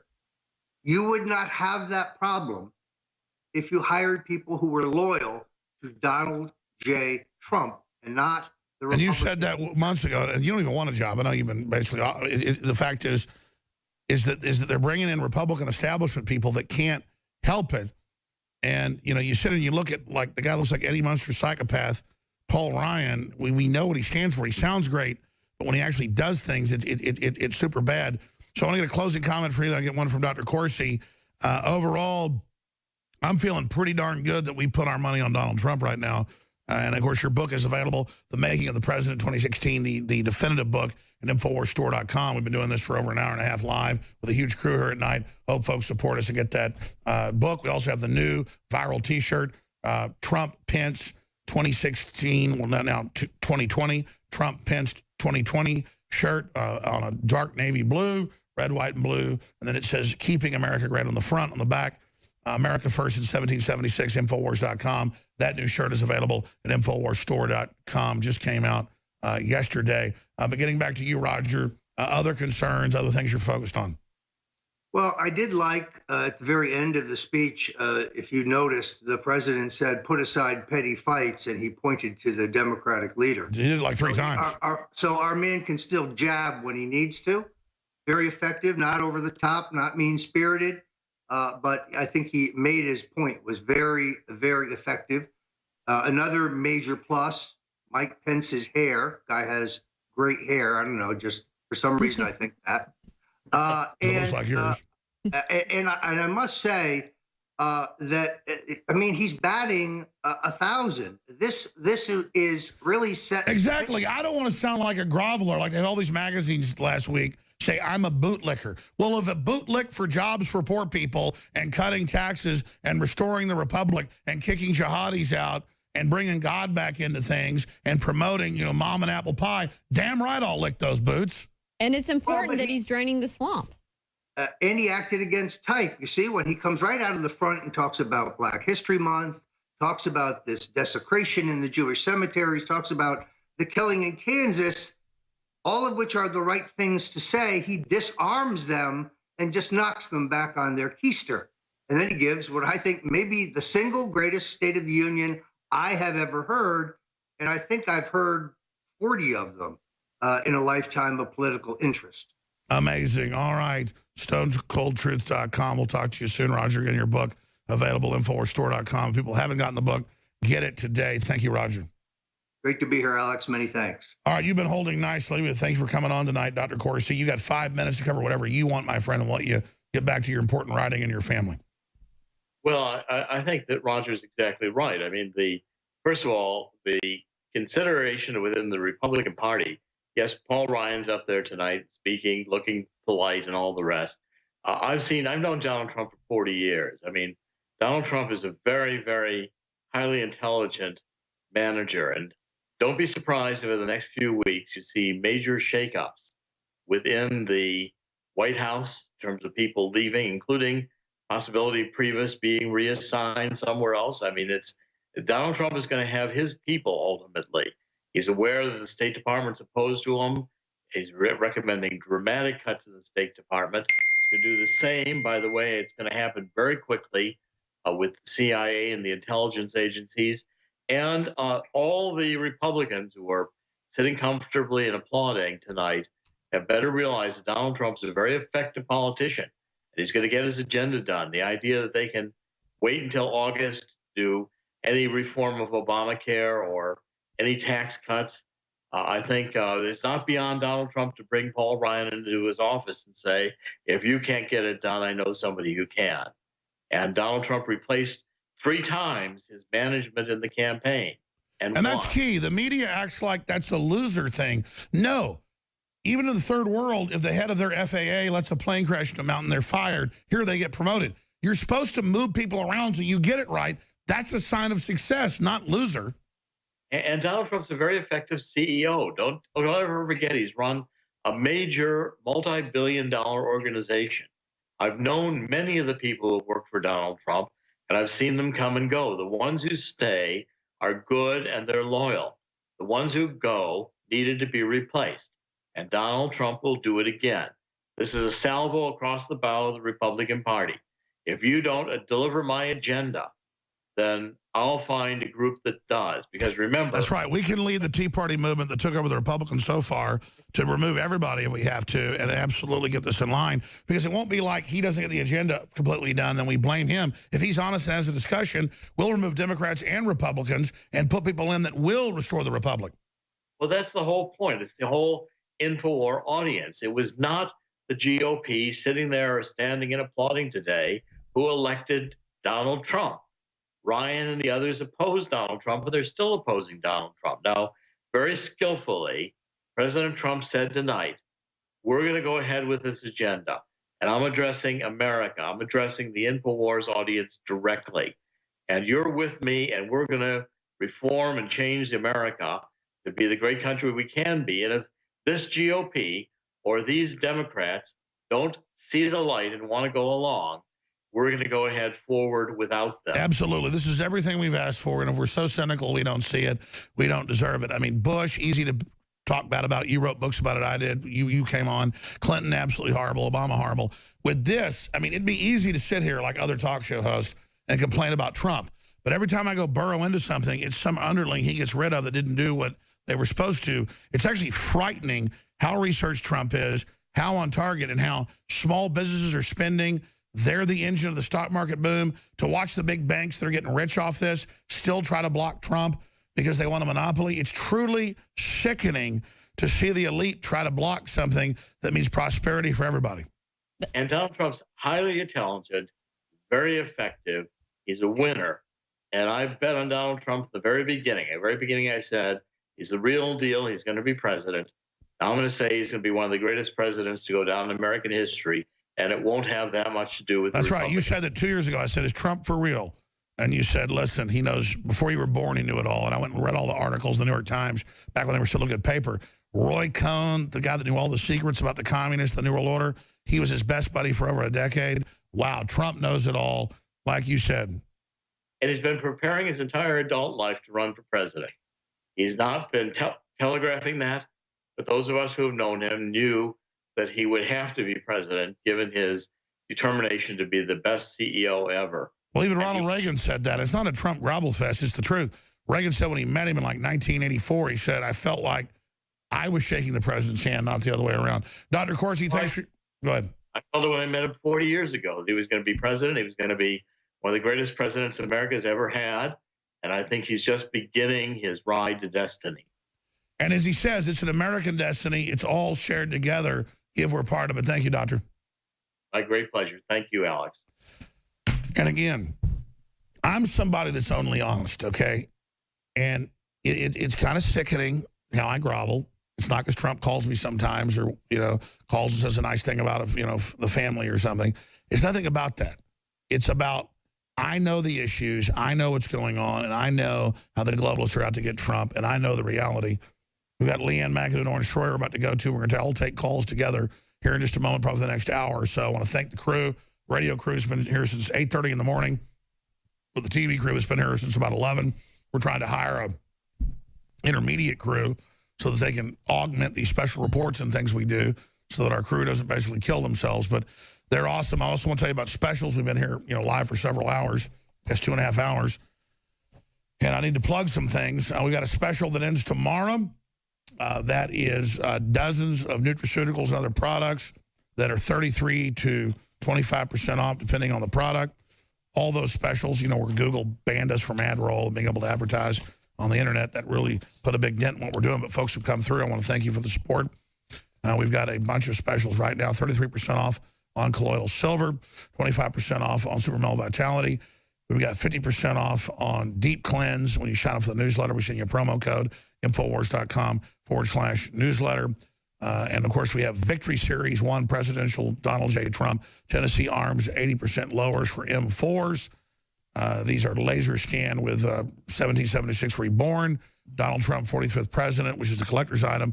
They have the brass inserts, the very best lower out there, totally legal as long as you drill it out and machine it yourself. But check for your local laws. It's drop shipped out of Tennessee. That's at InfoWarsStore.com. As well, we have the new shirt. It's being manufactured here in America as we speak. We have the proofs that Q was showing earlier. That's Trump Pence 2020, Keeping America Great on the back. It says America First in 1776. That's right. Trigger some SJWs with some awesome Trump gear. I mean, what better way than to show your support for Donald Trump than to wear this around? You know, he needs to see that people are out there supporting him. That's right. And it's $9.95, so it's close to cost because I want to get a bunch of these out there. The last shirts we did, you know, 90-something thousand of one, 40,000 of another, and all the rallies everywhere. It freaked the media out because they can try to censor cyberspace, but they can't censor something like this. So it's $9.95 at first, then it'll be regular price, and then down the road I may even offer it even lower, maybe even at cost, just to get the the other shirts out there. But this is how you get back in the face of the intimidators. Now, listen, folks. Again, I'd love to sit there on the fence and just say, oh, well, he's not perfect on this or that, and we'll see what happens, and try to make Democrats happy and other people happy. Listen, I'm telling you, the whole New World Order is trying to plunge the economy right now, and Trump has made thousands of phone calls a week and gotten the jobs back by the hundreds of billions of dollars and trillions in the stock market, and just literally said, we're open for business. We're dominating them. It's incredible to see their whole global system going down. Everything we wanted, the New World Order in trouble, global government in trouble, TPP shot down. We would have rejoiced in the streets if TPP went down. It's like, oh, TPP, oh, you ended those regulations. Oh, you shot down the $5,000 fine on Obamacare. What you gonna do next, asshole? Excuse my French. And it's just like, you know, it's like, this is crazy. And I'm sure he's for real. I know he is. Not just the evidence, but my gut. And so all I'm saying is they're saying kill him on all the major news channels. Nobody's getting in trouble. If you said that about Obama, you'd be arrested in minutes, or Bush. Let me tell you, the whole global system, from the communist Chinese to that pedo, cult leader of the Vatican, they're all against him because, folks, he's somebody that doesn't want to screw you over in your family and realizes America is the engine of power, and he can end up being the superstar, turning America around. Millie, then we're going to go to the other guys. That's exactly it. You know, he laid out a very strategic plan to drain the swamp. If you notice, he talked about cutting off the cartels. That's so that they can't come and make all this money here selling drugs to then, buy off politicians. He talked about cutting off the lobbyists so that lobbyists can't buy off. He actually did it. Nobody's ever done that. Exactly. So, I mean, these are things that are strategic, folks. This is what's going to allow the swamp to drain and to get all these career politicians out of office. Right. They're not going to want to be in office if they can't sell out the American people, because that's what they're there doing. They're getting money from lobbyists. We got Mike in Northern Ireland. We got Mike in England. Got a bunch of other callers. Devin, Chris, Michael, Alex, Josh, Jared, Kevin, Robert, George, Nicholas. We're going to go to all 12 of these calls. We get our record's like 22,000 or 20. What is it, Wes? 24,000 calls in one show. But I mean, it's a digital phone number. You can call in. 25,000 in one show. Are you on air? Go ahead. 25,000 in one show. So you are on air. People can hear you. Yeah. I love it. Wow. The rule is I want them to talk on air. I want these great people like CJ and Matt and Daria and Nico and, Allie and everybody to get on air. So that's great. You can hear that. 25,000 in one show. So I want to go to your calls. In fact, you guys can host as long as you want and take calls. I can stay up here for 10 hours too, but I'd love taking the calls. But let's get like a 5-10 minute statement from Leanne and Owen Schroyer. I called Josh Owens today, but the names are similar.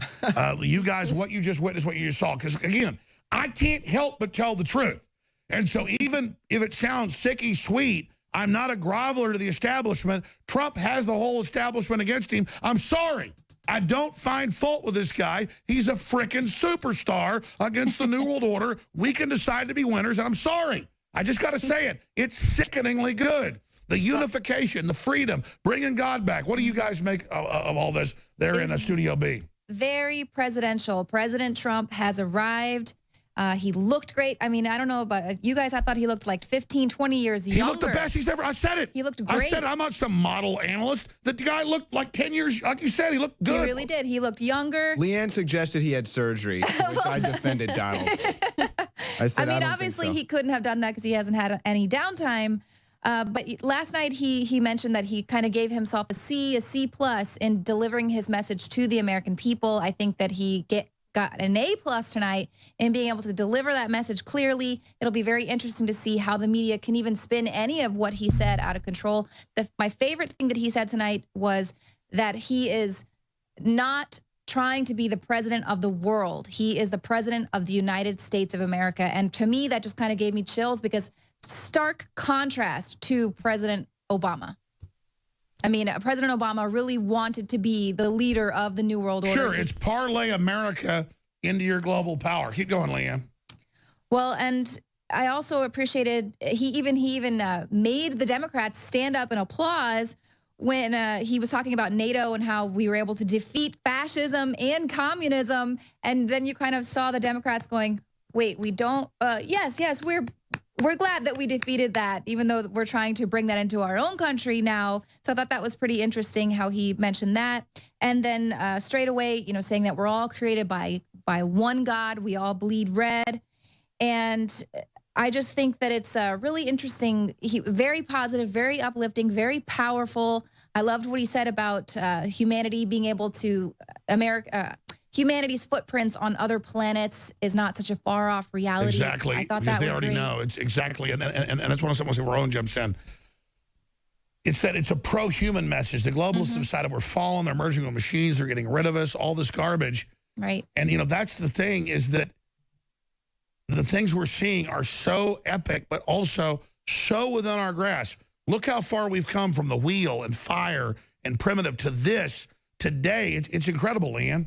Right. And they want these globalists that have been so anti-human. Owen and I were kind of talking about this, how it's a known thing. If you want to boost the economy, if you want to create jobs, you rebuild the infrastructure of your country. Why have people in power been allowing our country to just fall to pieces? Because this is how, on a grand scale, they see America as just, we're just throwing you to the side. The United States lazy had Americans. 55% in 1960. Look it up, of the global GDP. And the elite said they don't deserve this. Freedom created it.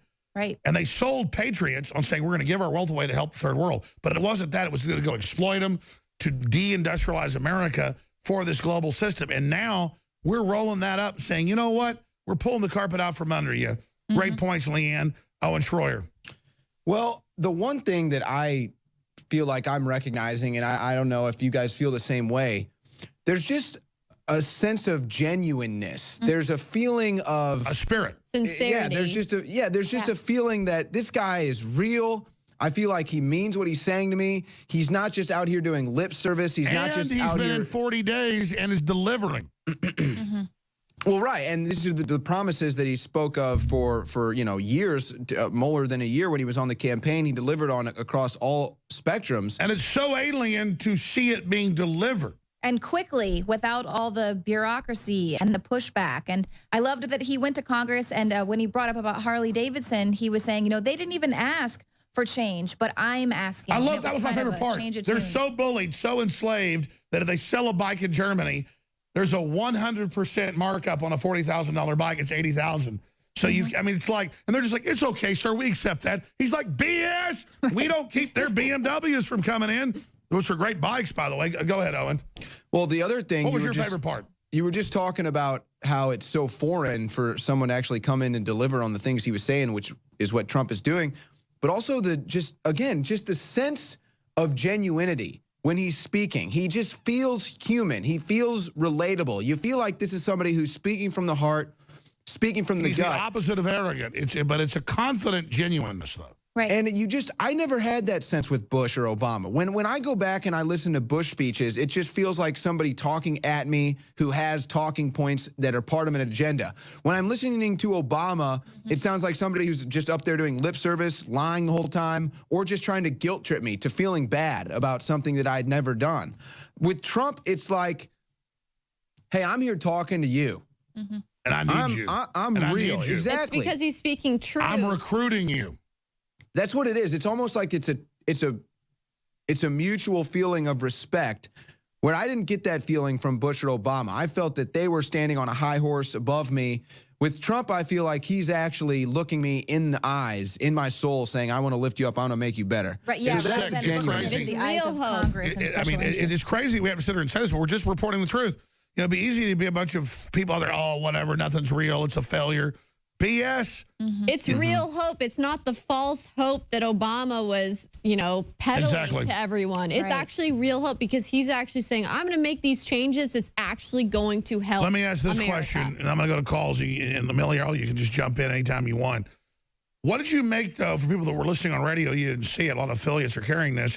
What did you make of, they kept cutting the Democrats, half the hall, those completely butthurt, like spoiled rotten brats, that got caught, burning the house down, and they're acting like Trump did something. Right. I mean, he was reaching out to them over and over again, like 8 times. Well, and they would not get up off their fat asses.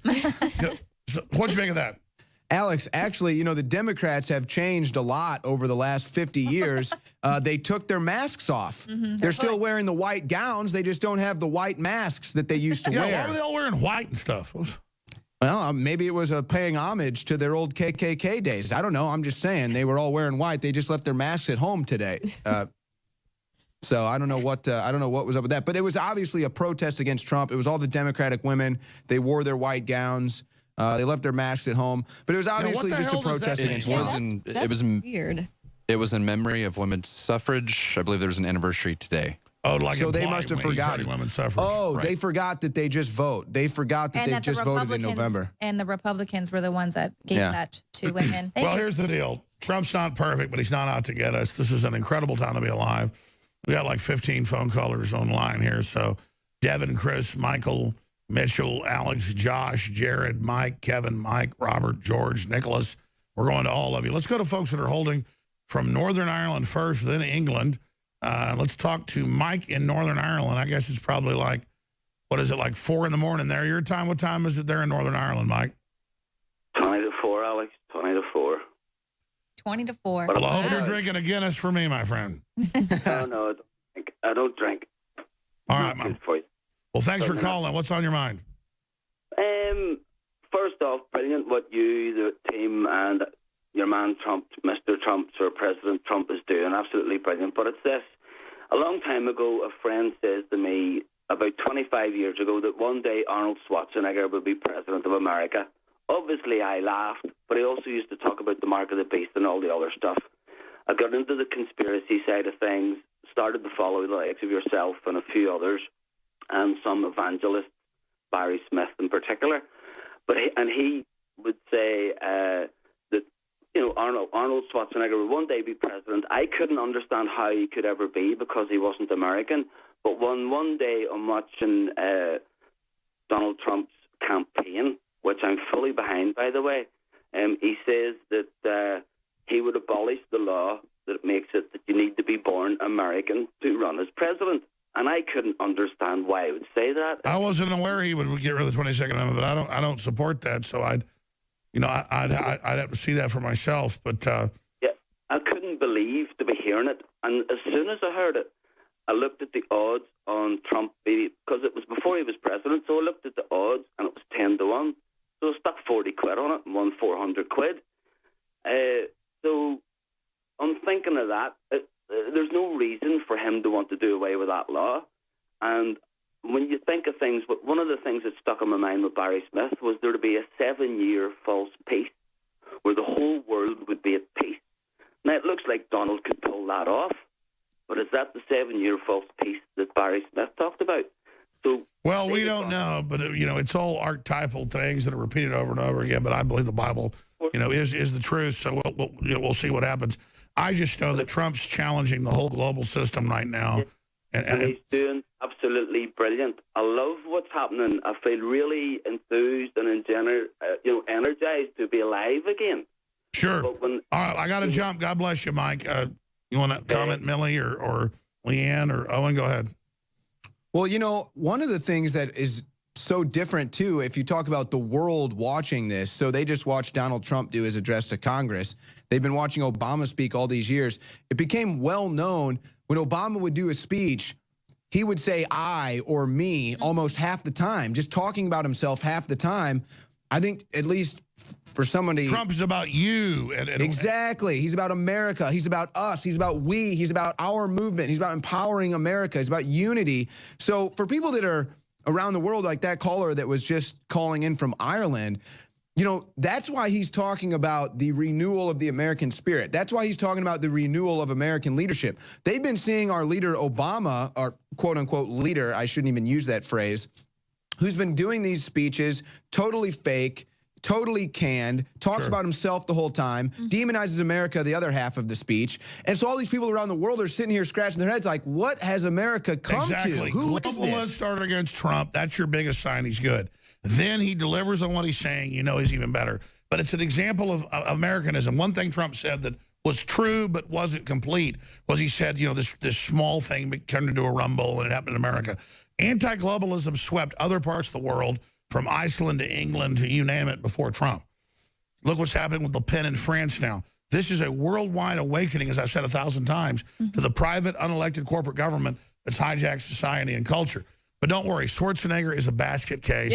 I made a film, the fact that he wanted to be president. It's called Martial Law, Rise of the Police State. Don't worry, Schwarzenegger is not going to be president. And we saw Ted Cruz fail, and he wasn't he'd have to born be in the America. Ted Cruz, not born in America, Yeah. presidential candidate. And he failed. Americans Got to be don't born want in it. America, Arnold. Sorry, you can't lift your way into the presidential office. Plus, he told Rolling Stone, he admired Hitler. That's not a very Well, good that thing. might actually, that might actually help. I mean, Hillary Clinton comes out with Lady Gaga in a Nazi uniform, so, we That's don't okay. know. Mike in England, in jolly old England, you're on the air. Go ahead.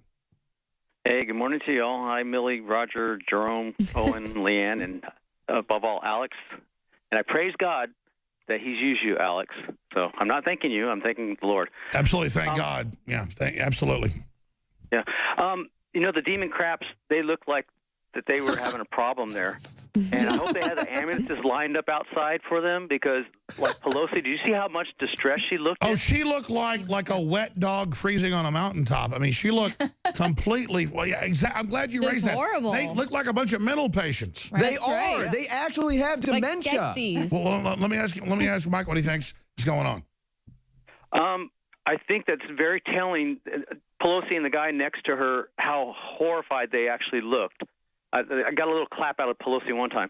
But it's telling on what's going on in their mind because they're under attack. They're losing their power base. They're losing their income. They're losing they're grasping at straws. Their control. They like to dominate good people more than anything. Yeah. So expect something to happen. And, I had a barber. I'm on a military base here in England. She was from Ukraine. And a couple of years ago, I said, sorry to hear about, the riots and all that over in Kiev. And she said, they're paying them 50 euros a day to go out there and riot because it's cold out there and all that. And, that they had a false flag out there where they got snipers to shoot to both sides of the crowd. Sure, it came out that NATO funded shooting the police back and forth to overthrow the government. Yeah. And so we're going to have another Kent State situation, because when I agree with you. We should all be asking, the globalists have been defeated so far. They never give up. How are they going to counterstrike? What are they going to pull? You have dozens of top Russian officials murdered, killed last month. Exactly. Bill Gates, Alex. How timely would it be for them to stage a false flag terrorist attack that they could then use to control the situation? That's right. Let's or talk say about that Donald Trump is incompetent, to point out, he's incompetent. He missed it, That's right. How's the empire going to strike back? Mike in England, great point. Leanne, Owen, your comments. Well, I would just like to say real quick, he mentioned the quick clap. Pelosi gave one clap tonight for Trump. Actually, the camera zoomed in on her when she gave that Can clap. we find video of her? She looks completely insane. Actually, if you can find that video, I actually read her lips while she was clapping. She turned to the person to her right and said, "Where am I?" So I'm not sure if that was actually a clap for Trump. Yeah. But, Alex, look, everybody sees what's going on. You've been talking about this for the longest time. The shadow corporate government that nobody wants to talk about. They ignore in the media because they're part of it, and they ignore in our government because they're paid off by it. But it doesn't work anymore. They're they're ignoring us. Everybody just leaves them. So what are they going to do? Because they can't just lose their empire. They're not just going to let their slaves go free without a fight. We know this. Just like they kind of let you think you're leaving, but then like you talk about the Dead Sea or the Red Sea. Here comes Pharaoh with his chariots and his army. Like you talk, humanity getting a breath of fresh air is kind of how you have painted the analogy. I just feel like at this point, I'm worried about when Bill Gates comes out and says stuff about huge viruses killing tens of millions of people, talking about population control, trying to get numbers down to zero. Yeah, genetically modified. So you really want to get down to it. You want to talk about how are they going to fight back, Alex? I think that's their next thing because they don't have the people in the government anymore, in the military, to drop these bombs, to enforce martial law. Intelligence agencies. They can't win politically. All they've got is bioweapons. Yep. You just said it. And Gates says it's imminent. Leanne, jump in. We had a special report. They're saying give in to world government, let Chelsea run it. Look at Pelosi, or bioweapons are going to kill you. You know what? I'll say this now. Bunch of bioweapons kill people in our families. It's time for people that shot their mouths off about this to be held accountable. Because we know who's responsible if they've been given the cure or whatever, don't we? Go ahead. As if these assholes think they're above the law of nature. Go ahead, Leanne. Oh, God, please take Nancy Pelosi off the loop. The only thing that lady is good at is raising money for the Democratic Party. That's the only reason why she's still there and is given this platform. She's another arrogant, lick her lips like that. borderline personality disorder tart. Well, it's really interesting. I know you mentioned this earlier with Roger Stone, but this whole idea of are we living in the Matrix? Are we living in the simulation? That was actually something that was put out there today by the New Yorker. They were saying the Oscars was proof that we might actually be living in the simulation. Yeah, I read that. What was their point? I read The point is that with the Trump and Brexit and all of these things where everyone in the establishment is expecting. They don't want to believe they're failing, so it must be the Matrix. They don't understand the Matrix. They don't understand an equal and opposite reaction. They don't understand that. All that black magic that you're trying to send out over the people, guess what? The good magic is coming back, okay? Exactly. That's why you're failing. It's more powerful. The only ones that are living in a simulated reality, aka La La Land, is Hollywood. Yeah. Did you exactly, Millie, how they did La La Land for Moonlight? Right? La La Land is how they make the mistake. Maybe it is a simulation. These people literally get high off of their own crap. Well, rather than actually do a little self-reflection. They are. They're literally sniffing. They're literally huffing their own crap, Alex. Yeah. Well, rather than do a little bit of self-reflection and possibly, move ahead here, they're pointing the finger, Pelosi said blaming they've done everyone nothing else. wrong. Leanne, go ahead. I'm sorry. They're pointing the finger, blaming everyone else for what they themselves are guilty of. Now they're the resistance, even though Hillary Clinton, back in October when she thought she was a shoo-in, she said that to not, go with the peaceful transfer of power is going to shake the core of our democracy. Yeah, don't you love how they're the resistance now? Oh, yeah, George Bush now, too. He's got to throw his hat in the ring. Yeah, they're the resistance now. And, we have to resist them. But rather than self-reflect, they have to blame a glitch in the Matrix. And then they say someone like Loki. Because they control it. Some evil controller like Loki is up there saying, oh, what would the humans do if we actually let Trump win or switch the Oscars around? I mean, it's insanity. That's the level it's God forbid there gotten be to. countries where they try to be prosperous and nice to each other. And, That's humble. What and happened? they get the life extension technology. There can't be a good ending. Wait, the Americans are deciding their own fate? It must be Russia. It must be an off-power entity. Well, you know why they gave the wrong announcement for, a La La Land instead of Moonlight? That was the Russians did that. Yeah, it was Putin. I ran out of gas a few weeks ago. That was Putin. Oh, yeah. All the traffic. It's Putin. Yeah, all the traffic in Austin. It must be the Russians. Let's take some more calls. All right, Mike in England, thanks for the call. Who should I go to next here? Let's go to Chris in Ontario, Canada. Go ahead. Alex, hello. Hey, brother. I just wanted to say I've been a fan of yours for a while. I've been a follower of yours for a while. And I genuinely appreciate everything you've done to provide me and all of us with access to a perspective that we otherwise would not have. Well, I appreciate you, brother. Go ahead. I just want to say, since you do appeal to your Christian beliefs so often in the things you say, I am baptized as well. That is a circumstance I did not control.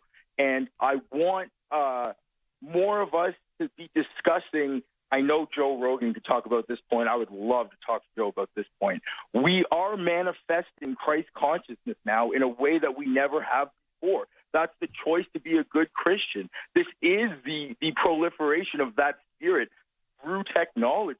And it's beautiful.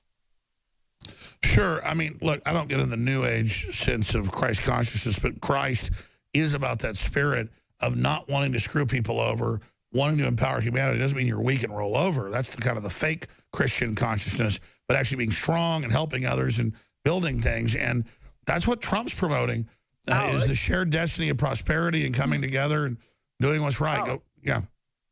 You do believe that Christ was a man who did live on this planet? Absolutely. The Roman historians, it's all documented. Okay, if you do believe that, then you do believe that there has been a stretch of time since then to now. But in the full continuing infinite universe, there is only one moment. Therefore, this is the plane. This is the time. This is the moment. Sure, in a Zen sense, yeah, absolutely. It's not Zen, it's reality. Yeah, well, can I jump in here? We're not going to argue about terms. The point is that's a Zen term to say well, we can't you're in one point and it interconnects forever.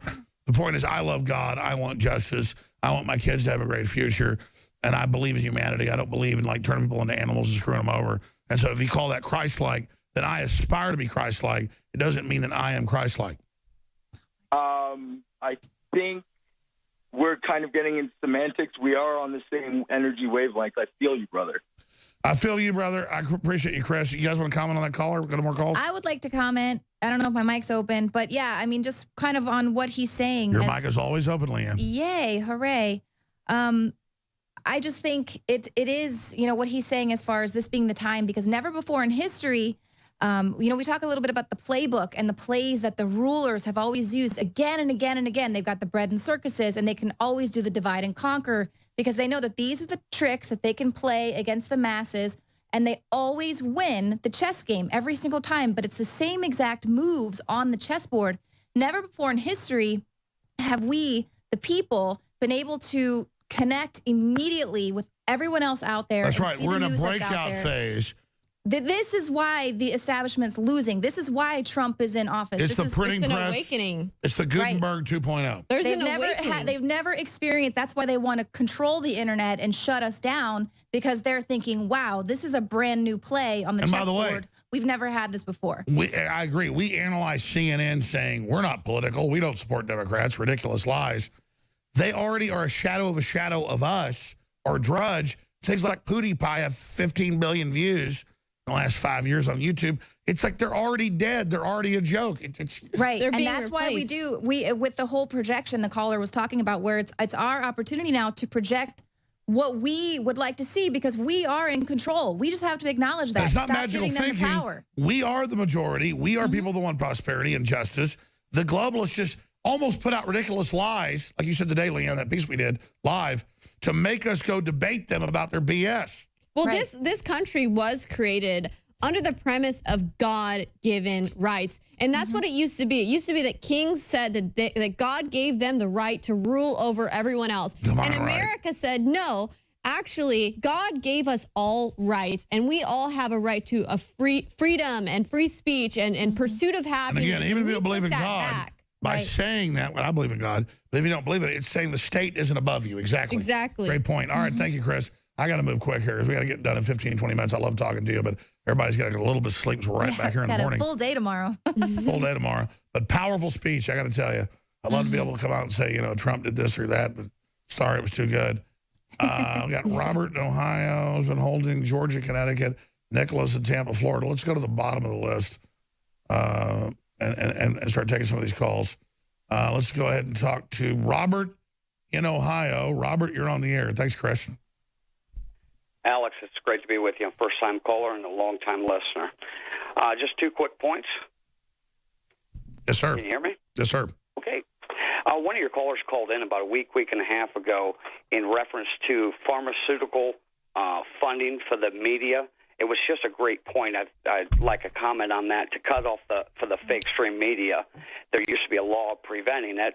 And then secondly and lastly, and I'll hang up afterwards, is Dr. Pachenik mentioned sending in a cleaner for these different departments to clean out some of these departments. And I just wanted your comments on that, and thank you guys, and thank you to the crew, and I'll just hang up and listen. And I was listening to you. I got the second part, but what was the first part?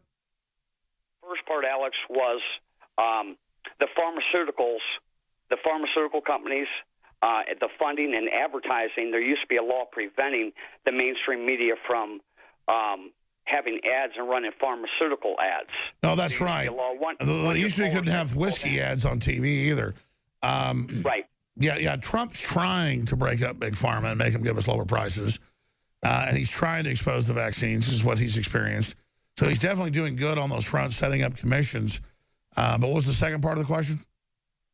Dr. Pachenik mentioned something about sending in a cleaner through these different departments, these big federal bureaucracies, and cleaning out some of these departments, these neo. It needs to be done. He's trying. I mean, the State Department is in, which we all know runs the country. It's more important than the CIA. It's the proto-CIA. It just ignores Trump. So he's like a month in, just like he's fired something like a third of the people. Wow. Well, and they still won't do what they're told. I mean, you know. It needs to happen if you're going to have people in there that are refusing to go along or refusing to actually advise the president on certain things and withholding information. Basically, he needs to drain the swamp so that we can get on with. Sure, it's just the problem is he's dealing with such crap. Yeah, he's taking on Washington. He's taking on the bureaucrats. They're so entitled in a mass. They just lay around and won't do anything. And so, you know, it's just insane. But great points, Robert. Pachenik's right. It's not Trump in the last month that's been killing all these Russians. And it was happening before. It's rogue elements. They're trying to start a war. So, you know, it's just I mean, Pelosi thinks, you know, Bush is still in office. Maxine Waters thinks that Putin attacked Korea, not South or North. That's what's dangerous, is we got a bunch of disconnected people living off America's strength and will that are starting fights that are very, very dangerous. That's true. And, you know, on his point about the pharmaceutical industries, they've become so incredibly toxic, and they shouldn't be having such control over the media through the mainstream media. That's what he's saying, is we should start restricting them. Exactly. They're pretty much, they're funding them, and they're going to do They're running policy to tell people you're depressed or whatever when you're a teenager, you need these drugs. Great point, Millie. Well, they need everyone to be doped up and drugged because they're easier to control and they're easier to program when they have zero vitality in their life and they just want to sit and watch their television. That's the reason why there's this collusion with Big Pharma. They want everyone doped up. It's not just about the money. It's also about the control. And the drugs always have a bunch of side effects, which then you would need to take another drug to do, and then more side effects. So sure, it's about a drug dealer always gets you strung out. It's profit over people. That's what it's about. That's right. It's about getting you strung out. Let's go ahead and talk to Josh in West Palm Beach, Florida. Josh says Trump has the Midas touch, turns everything into gold. So far, my gut tells me, my spirit tells me Trump's good. My intellectual stuff tells me he's great. It almost makes me, at a certain level, think I'm wrong and paranoid because, maybe he's the devil because it's so good. It's so anti-New World Order. It makes you think. Josh, go ahead. Like you say all the time, people see Trump and you have his enemies and you have his friends, but his spirit is so strong that he just repels evil. I mean, it's very simple. It's a very simple point. Everybody wants to extrapolate on it. It's just a simple algorithm. That is, you have a strong spirit of good, which he has, and we all know this as Christians. And you see the Democrats specifically, and I don't want to say liberals because they're not real liberals. They're the left-hand path. You see the Luciferians scared.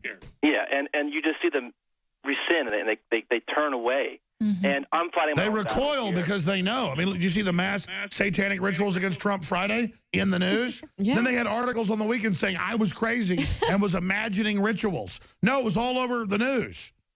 People, but they want to say that you're wrong, and it's so irrefutable. It's silly. It's silly to even bring that fact up because they're easily shot down. That's not even something you can argue about, and you see them retract a day later. It's very simple. And another thing I want to say is, I'm fighting my own battle here in West Palm Beach. I go to a college here. I won't say the name, but when Hillary was there at the college, she actually spoke, and I wore my Hillary for President 2016 T-shirt. And my God, you should see the reactions that I got from my communist professors. And all of them wouldn't even look at me and say a word. Wow. Well, you talk about the Midas touch. Let's say we agree on one thing. We're living in epic times. Incredible things are happening. No one should be bored right now. With it's not just Trump. It's a spirit of nationalism, strong men, strong women, strong leaders everywhere saying no to their countries and their peoples being slaves. We exposed globalism, and we knew if we exposed it was unelected and tyrannical and what its aims were. And they were so arrogant, they wrote articles and white papers and books admitting it, that they would come down. How many times did I say that? It wasn't rocket science. Yeah. It was common sense, Millie and Owen and Leanne and Josh. I mean, they're in deep crap. Unelected corporate world government that's exempt from taxes and above the law, that ain't going to fly. And the reason... If they gave us prosperity, it might. No, we're going to be poor and in a bunch of race riots while they're all rich? No. Sorry, go ahead. Right. Well, that's the reason why what we're seeing with Donald Trump is so new and exciting and different is because for so long it's been the right foot and the left foot of the same beast. I mean, we have somebody on the right and then somebody on the left. But decades and decades, it's been, they're all part of the establishment. So now it's like finally we have somebody else that comes in and fills that spot. And they don't know what to do. The establishment's freaking out about it. And we're actually watching what happens when a real person comes into power in America.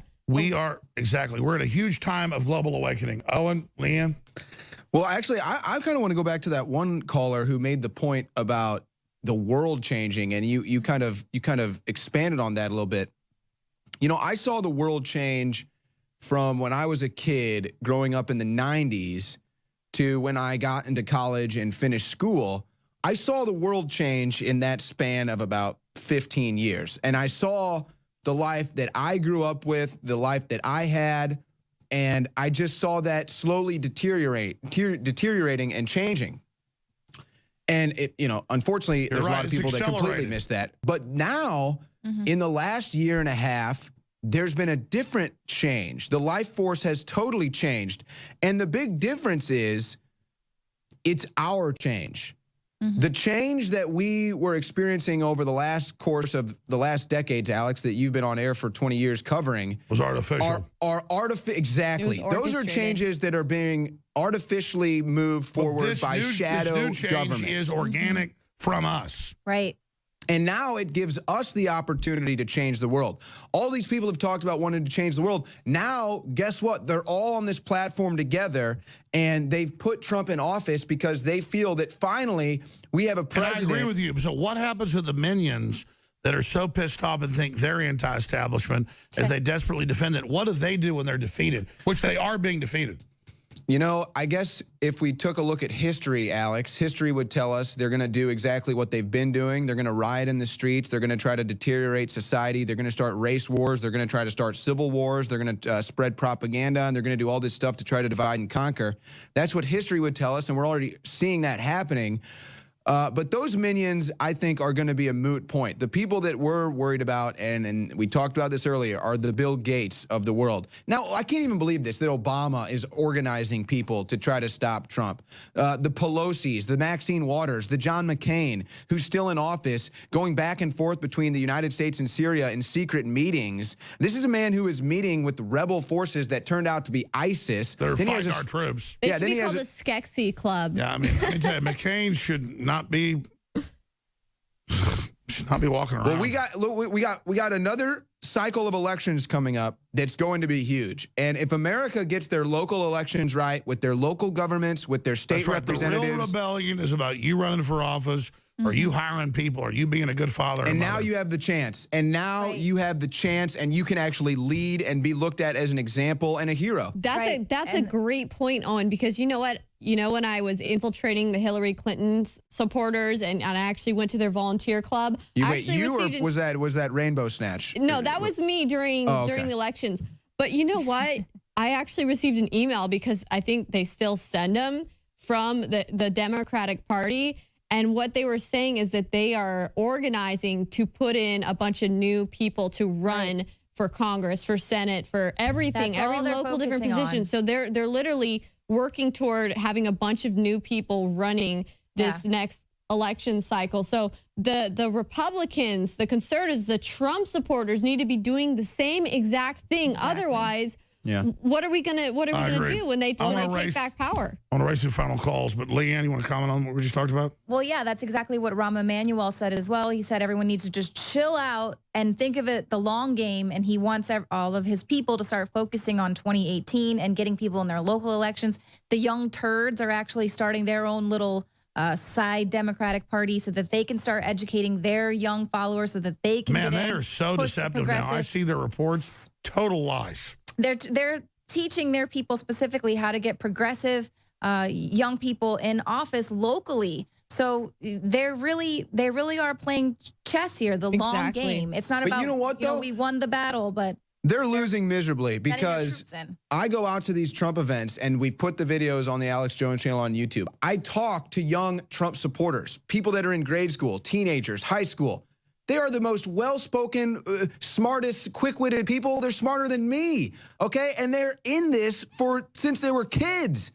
If we can, and look, this is why the responsibility is on us right now to keep focused, to realize that this is now the fight. This is now the battle. We are in the fight right now for the future. And if we can stay strong, if we can hold fast for another 4 or 8 years, that's right. I really think that our culture that's manifesting itself in the youth right now will take over. If we take action. And a big part of that's wearing your colors like a motorcycle club or gang. Get a Trump Pence 2020 shirt, keeping America great. On the back it says America First in 1776. That supports the broadcast. You meet like-minded people. You manifest in the physical dimension, third dimension, what's happening. I want to go to 6, 7 calls. We're going to shut this down. Appreciate everybody tuning in tonight. Appreciate the crew staying here so late. We got Devin, Mitchell, Alex, Jared, Kevin, George, and Nicholas. A lot of other calls coming in. But let's go to Devin in Florida. Devin in Florida, you're on the air. Great. Hey, thank you so much. Listen, I have bought your products, and I got to say they're amazing. Anyone who's on the fence, buy it, because I've gotten Caveman, Superman Vitality, Secret 12, Vitamin Mineral Fusion. I've got the body armor. Wow, thank you. Wow. You're the type of listener that makes it all possible. Which nutraceutical does you like best? I really like the Vitamin Mineral Fusion, to be honest. That's amazing. Really incredible. I drank it in the morning, and I swear to you, I felt incredible. Like I haven't felt in weeks. Totally organic. Thank you. My morning was fantastic, and I love you guys. I love the Infowars crew, and I just want to I want to take this opportunity to tell anybody out there who's on the fence, just buy it. You will love it. I'm telling you. I've never bought a bad product. I really have never bought a bad product. Well, thank you. We do try to bring in the very best products. Some of them are private labeled bestsellers. A lot of them are the stuff we proprietarily developed. But yeah, I wouldn't sell somebody something that I don't personally take. And the X2 alone, the Super Male, you'll notice it in a few days. Exactly, and that's what I noticed.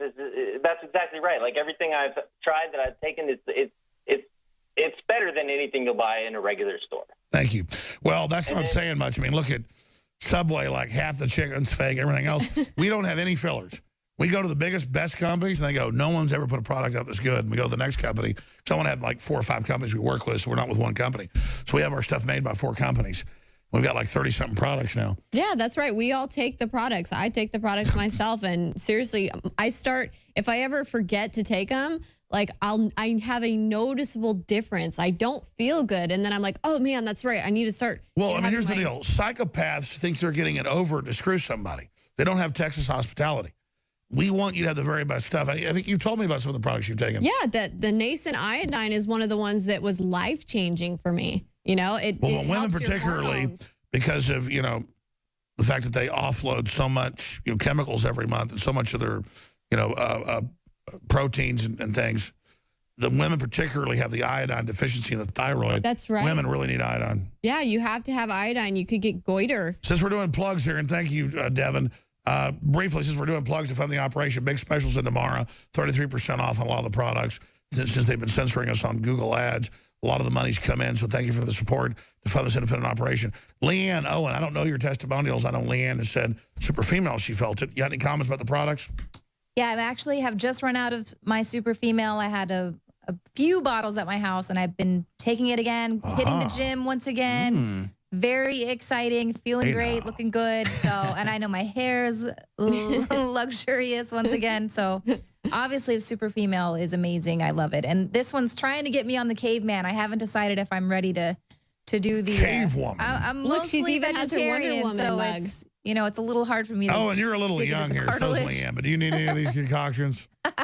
No, I use most. I mean, if you look at my pantry, I've got an entire pantry that is. I love the Secret 12. Yeah, Secret 12 is great.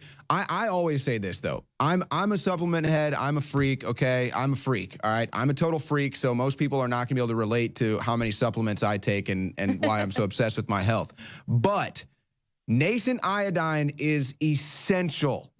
That is, if there's one product yeah, Survival Shield X2. If there's one product that I would say is life-changing that I would suggest, it's nascent iodine, Survival Shield X2. Awaken your pineal gland. Most people probably have no idea they're getting hit with the fluoride so hard. And by the way, it's 43% off right now. $20. $20. It's got a 5-star rating with over 2,000 reviews. That is a joke. That is as good as it gets. That's how they fund the operation, InfoWarsStore.com.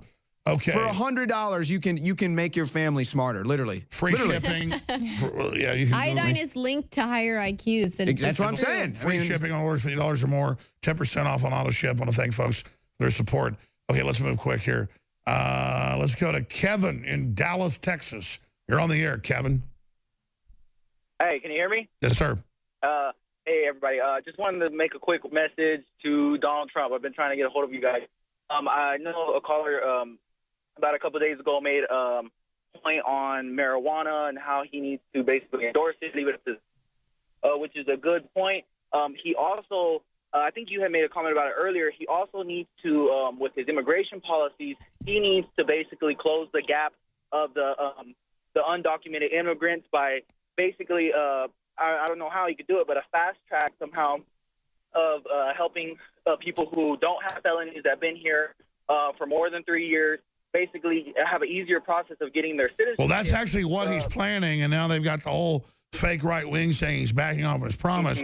No, he's going to make it better for legal, good people to come in, and then harder for people with criminal backgrounds. That's actually the plan he's about to announce. And people don't like folks from China or Mexico or Eastern Europe here. Sorry, you shouldn't have aborted all your babies. And Obama's amnesty plan that he was pitching was going to allow all these people to be here without United States citizen status. And in a way, that's kind of wrong to have them here and not have the same rights, not know about the well, here's the deal. They should know about can't be indoctrinated to be globalist anti-Americans when they're brought in. They can't come here and get everything free. Everybody else didn't get stuff free. So we need people to come in. We need good people of every color and every region and every, everything. That's what makes America great. Alex, I'd like to make a comment, too, because I think that you can make a comparison here with the whole weed legalization thing. I think the caller is right because there's so many people out there, honestly, mostly liberals, probably a lot of them live in Denver, maybe Washington, D.C., who are major marijuana activists. That's like the only thing that they care about. That's their biggest activism policy. And if Trump embraced that movement, he would immediately flip, I would bet you, so many never-Trumpers just on that. But here's the thing you can do. I mean, not for legalization, decriminalization. And think about this, Alex, because, look, he's got Jeff Sessions. Okay, Donald Trump doesn't use drugs. Here's what he can do. Pick and choose your battles, Donald. Go after heroin. There's a serious epidemic. That is a seriously dangerous drug to the youth. Half the overdoses are heroin right now. Go after the CIA drug running the cocaine over the border. That's been caught red-handed. Go after those two fronts. Hit the cocaine and the CIA. Hit the heroin. Clearly not as bad as alcohol. And you know what? I lived in Colorado, and I witnessed firsthand the amount of help that this actually helps people with. People Creates with jobs. Cancer, people with tons of Glaucoma. diseases, children even. There's children with seizure problems. The marijuana, medical marijuana, can actually really help people. No, it does. It does. It really does. It created a lot of jobs in Colorado, too, so it actually did help. And what happened was the cartels were hurting because it was legal and people would rather just go get stuff. And that's why they want to keep drugs illegal, so they can make a black market and make money. Leanne? I agree. I would like to raise some bumblebees that do the whole process so you can make honey and it has the medicinal cannabinoids. I don't know how you say it. That sounds like honey, marijuana honey. Yeah. I didn't know they had that, Leanne. Like an elixir. They do. Well, Leanne's got a new job idea. I'm working on some things on the side because I do agree. I think the only reason Leanne is her alias. Well, what's Wonder Woman's, like Diana Price? Yeah.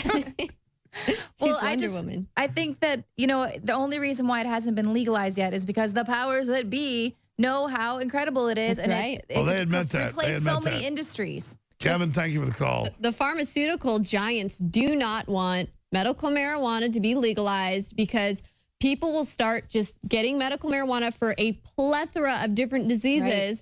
And then guess who loses out? Well, that's why they banned marijuana before. Even hemp that doesn't have THC is it's better than cotton. It has all these industrial things. Anybody can grow it. It grows anywhere. It grows quickly. You don't have to level the forest. It's all part of these controlled economies. Exactly. Absolutely. Let's go to George in Connecticut. Go ahead. You're on the air. Hey, Alex, so you sound like you're fading. Please have somebody drive you home if you can't make it. I don't want to hear about it. There's this whole conspiracy that when I've been up since 6 a.m. and I'm a little bit tired that I'm drunk, I absolutely am 100% here. I'm just relaxed. I'm not obnoxious like I was at 11 a.m. You want me to take over? You want me to talk about the New World Order? I'm just traffic copping this whole thing and doing a great job. What do you mean I got a problem? I'm totally here. You want me to read some? Here, let me read what Trump's speech was before we got it. President's address to a joint session of Congress. The president is committed to keeping his promises to the American people. What are you talking about? Come on, Alex. I think he just doesn't want you to fall asleep at the wheel. Everybody knows that you can drink a gallon of whiskey. Come on now. Well, I mean, that's apple cider. No, but I mean, lost my ear. To the caller, just go ahead. I'll tell you, I've been up since 6 a.m. Quite frankly, I had a fever last night, and I got an earache because I swam in a fetid lake the other day. But the point is that I'm here because it's great to be with everybody. So go ahead. What's your point, George? My points were, I hope you can get what would be a great combo shot. People who have worked for a Republican administration. You sound a little drunk, George. Supercalifragilisticexpialidocious? Well, you had... Who shucks seashores by the seashores? A little sugar water. Yeah. George, go ahead. Let me spit it out. Yes, a combo shot would be Catherine Ostrich Fitz and Charlotte. A combo shot of Jameson's and Jägermeisters? Ooh. Ew, gross. Catherine Ostrich Fitz and Charlotte Iserby. Stop drinking, George. Charlotte Iserby and the other woman. Catherine Austin Fitz. Ah. I haven't had Catherine Austin Fitz on in a while. We're going to do that. Charlotte Iserby's great, too. We've had her on probably 50 times some of the years, but that's a great point. Appreciate the call. Let's go to Nicholas in Tampa, Florida. You're on the air, Nicholas. Hey, Alex, thank you so much for taking my call, man. You guys actually inspired me to start my own independent news site. Go ahead, tell us about it. Well, it's actually realnse.com, and I always link back to you guys. Thank you. Anytime you guys do videos. That's realnsc.com? Yes, sir. Yes, sir. Thank you. But my question was, I wanted to get your take on the news that was coming out. Trump spending so much on travel. I guess where supposedly he spent in 7 months, he's going to spend more than Obama. I just wanted to get your take on that. If you think that's well, real. I mean, it's chicken feed. He's brought back trillions in the stock market, hundreds of billions in jobs, trillions more coming in. If he's going to run around doing our work and not vacationing 4 months out of the year, it's all just petty news stories to nickel and dime us. You know, he does less security, less pomp, less everything. He flies around even without the Secret Service. And, of course, the media is going to make an issue out of it. What do you think, Owen? What do you think, Leanne? What do you think? Well, you know, I think the one issue here is, well, first of all, you have the total double standard where Bush and Obama go on lavish vacations, spend tens of millions of dollars, and the media remains silent on it. But actually, you know, Conway put her feet on the couch. Oh, and yeah, Obama never, I mean, whatever. Kellyanne Conway, she seems to find her way into every story. But as far as the spending is concerned, I mean, look, I think that Trump is trying to spend as less as possible. He's proven that in some of his policy. He's proven that in the way he's tried to cut into the debt, the way he's doing negotiations, for example, with the airplanes. But the security thing to me... He is purely working for the country, and that's why special interests are so pissed. They're just grasping at straws because if you remember, right after Louisiana, who was golfing? Obama. Obama was golfing. And did they make a big deal about that? Not as much as they would have if it were Donald Trump. That's right. Good point, Leanne. Well, yeah, and of course, President Obama had to get one last big, super expensive vacation in his last, month in office. And what was it, took it over $95 million or something spent on the taxpayers' Yeah, dime? so that's where I stand, Nicholas. This whole bureaucracy does this. Trump somehow makes millions while being president, too. Anything else, Nicholas? I just wanted to say also, I think he's also traveling to also try to heal the nation, because Obama spent all those years. Exactly. If he travels to a country and makes a multi-billion-dollar deal and the trip costs $50 million, that's just the way it goes. But he's not going there to surf. Or, he's also hot dogs. He's also he doesn't have the succulent hot dogs, but he's also doing the ground game and visiting people in America, doing addresses to people in America. He's hitting not almost the campaign $55,000 for the hot dogs. But keep in mind, if they're spending money on these trips, I would imagine most of it goes to security. Because keep in mind, you've got people like Chuck Schumer going on air threatening Donald Trump with the intelligence agencies. Okay, so there's going to need to be a little security Trump everywhere. That's right. They were actually criticizing the fact that Trump had so much security money being spent on his family. Well, what do you expect when you have Madonna coming out saying blow up the White House, and you have all these celebrities and people advocating to hurt Donald Trump, and so his family needs to be protected when we have these extreme threats being made. Let me just say this, a litmus test. If I hear in one day Trump won $65,000 of succulent hot dogs, I think that's wasteful spending. Do you think Der Spiegel would write a special piece on it, Alex? Oh yeah, Der Spiegel's here. I pour stuff on my shirt. I'm in my office. And they go, "Oh, you got your shirt off. Interview us." I said, "Screw it. I'll eat a meat plate, barbecue." And then they have this made-up thing that I have a sausage. This is all the news. New York Times, New York Daily News, that Alex Jones said, "Suck my sausage." No, I'm not kidding. No. Talk about fake news. Just Google it. Alex Jones, suck my sausage. Has anyone ever in the office, has anyone heard me say, suck my sausage? Only if you were talking about Obama's succulent hot dogs. You know, I don't know. You do kind of goof around a lot, so I could see you a little Freudian slip there, and maybe it was lost in translation with the Russian. I was there, Alex. You didn't ask Der Spiegel to suck your sausage, okay? No. Yeah, Leanne, you never heard me say something like that. Oh my goodness. No, but I love the article though. Look It's at all Leanne like, throw me under the bus. oh, How fat I look. Very rude lunch host. You buy these guys pounds and pounds of the most succulent meats and barbecue in Austin.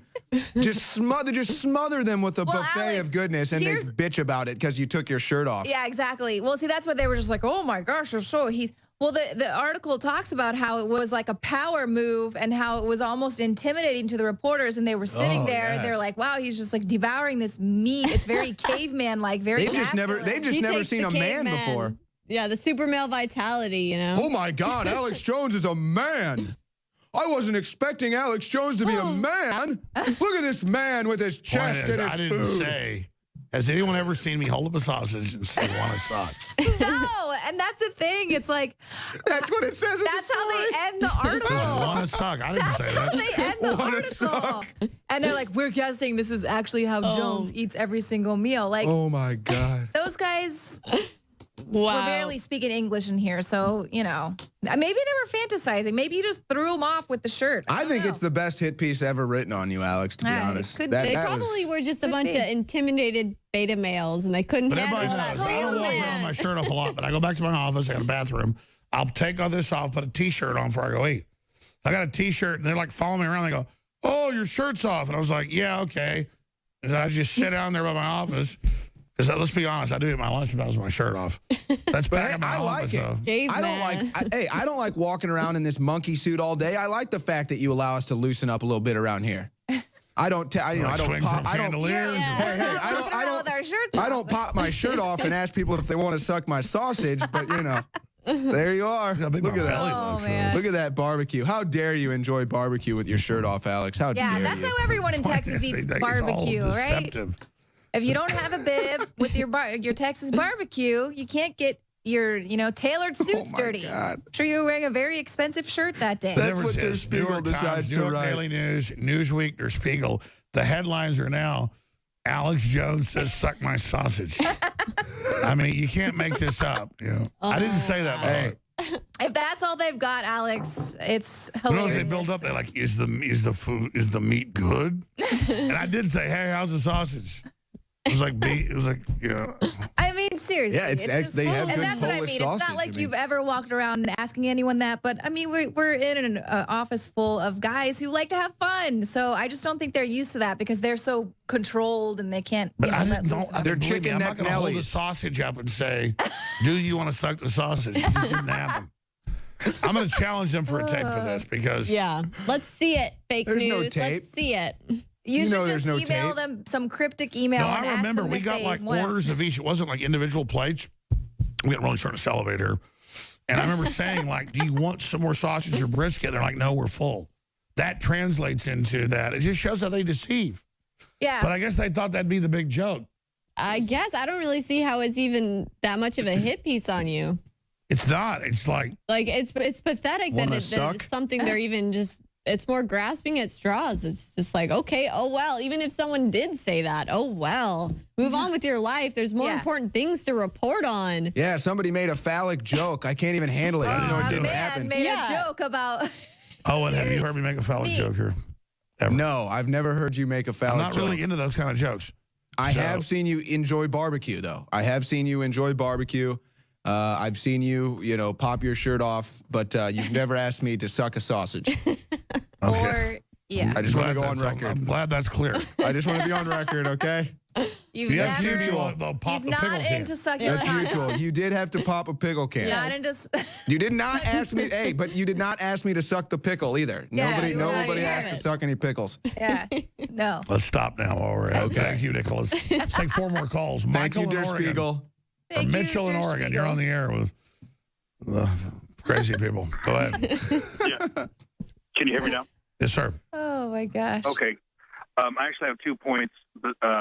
So after military military defense. I'll talk about the other one. First one, the military defense, he talks about peace through strength, which I agree with. But in our strength of building up our military and arms, we should augment our infrastructure, which you've talked about with George Norrie, and we should insulate our power grid. So while he's dealing with the EPA's regulations, he should also have them require that our power. I agree. $3 billion, right? $2 to $5 billion. Let's say $3 billion to like fix and put basically surge protectors on all the power plants, so that there's a big effect of a solar flare or an EMP, we don't lose our power grid. That's a great point. Yeah, plus the missing nukes from Minot Air Force Base, or Iran, who certainly has nuclear power, that kind of stuff. The second thing I wanted to talk about is Google search Trump encourages asset forfeiture. No, that's one thing I don't particularly like, is he wants to make it even easier to grab property. I'm not anti-police, but a lot of asset forfeiture is out of control. You're right. That's one area Trump's wrong on. Yeah, just like he was on torture, which he changed, and hopefully he'll change on the civil asset forfeiture. And then the last thing is, I agree, X2 Survival Shield is the best, and so are succulent sausages. Oh, my God. Thanks, guys. I don't know how we got there. I just can't believe Der Spiegel made that up. Okay, I didn't say barbecue. That. Like, I'm going to go, Der Spiegel, suck on a sausage, you know? They got No, yeah, that's ridiculous. They thought that they were at an Obama party. That's what they were at. Hot dog party. Which I'm not against hot dog parties. I'm not into hot dogs. Thank you, Michael Mitchell. Alex in New Jersey on one other call. Jared in Arizona. Go ahead, Alex. Yeah. We're getting feedback now. Maybe they'll get us messages to stop. Hello. Hello. Echo. Oh, it sounds like it stopped. Jared, you there? Alex? Oh, the call system crashed. Well, only 2 left. We got to like 20. Great job, Billy. Great job, Leanne. Great job, Owen. Great job, crew. Let's all get like 6, 7, 8 hours sleep. And let's be back here tomorrow, 11 a.m. Central, Infowars. Program brought to you by Dog and Sausage. We will be back to come out here and continue on in the info war and be the real resistance against the globalists and tyranny. You know, and I'm glad we had some fun tonight. 60-second closing from all of you, because we had fun. Trump gave a great speech overall. The economy shows signs of getting back. The globalists are openly trying. Let me ask you all this. What happens if Goldman Sachs and J.P. Morgan, Owen and Leanne and Millie, are able to crash the economy when they're the ones openly calling for it? Do they think Trump and Americana will get the blame, just like they're trying to challenge the Brexit and the UK for pulling out of the unelected EU? Like, how do you threaten economic warfare? Then once it happens, Hitler bombed England, the Brits turned against him. Like, when do they learn the intimidation doesn't work if we know who did it? I think that the American people would wake up to it, but I think at first they would want to try to control the narrative of it if there was some kind of an economic attack. And I feel like that's why it's the main danger places would be like the stock market if there were going to be a terrorist attack, or, you know, or some places like, you know, like Las Vegas, where they like to do lots of money laundering and whatnot. So I don't know. I mean, as far as I know, I feel like, yeah, I totally lost the thought in my head, Alex. He sucked it right out of your brain. He sucked it out. It was a brain sucker. I was listening to you. Terror attacks. Yes, terrorist attacks. They could try and attack our economy and basically blame it all on Trump. Say, oh, he was being incompetent. His State Department wasn't overseeing, and these things happened under his watch, so he's the one to blame. Exactly. I think that we're already kind of seeing their attempt in the fact that they're trying so hard to delegitimize Donald Trump. I think that the real reason behind that, obviously they wanted Hillary in, but they keep pushing this. They keep pushing the anti-Trump everything. It's not some foil.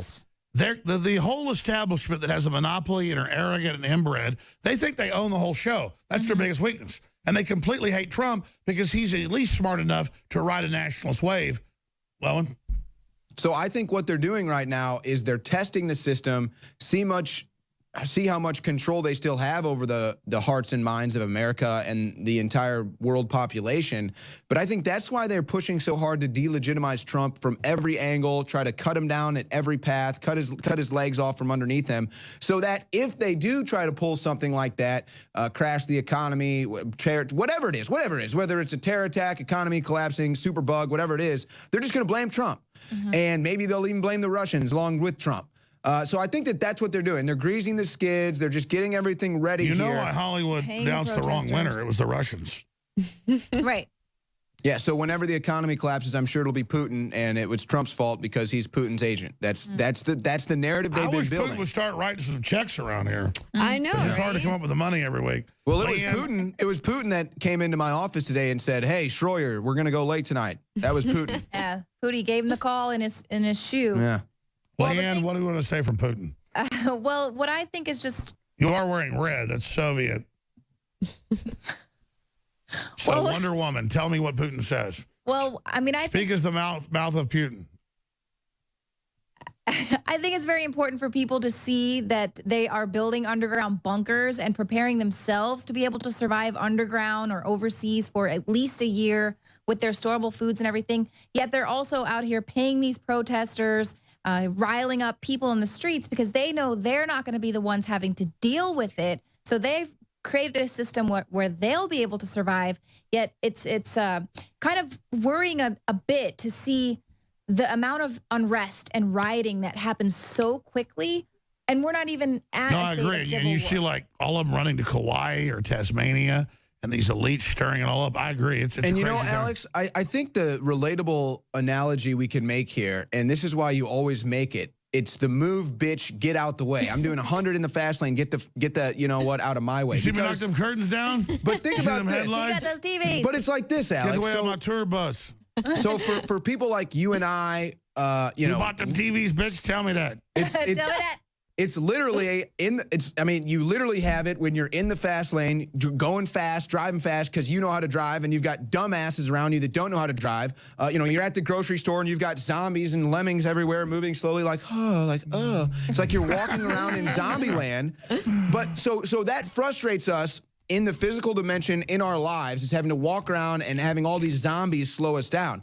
People like Bill Gates and politicians who want things like Obamacare. Bioweapons are coming, you're all dead. But they will rule you. When he wrote previous books saying bioweapon you. They look at entire humanity like that. They look at all of humanity. If there's any big bioweapons release, Bill, you and your family are #1 suspects. Yeah. All right, we're out of time. Great job, the whole crew. Thank you, crew, for working so late. We have 2 crews for TV and radio. They've been working overtime when we do these special reports. So thank the entire crew.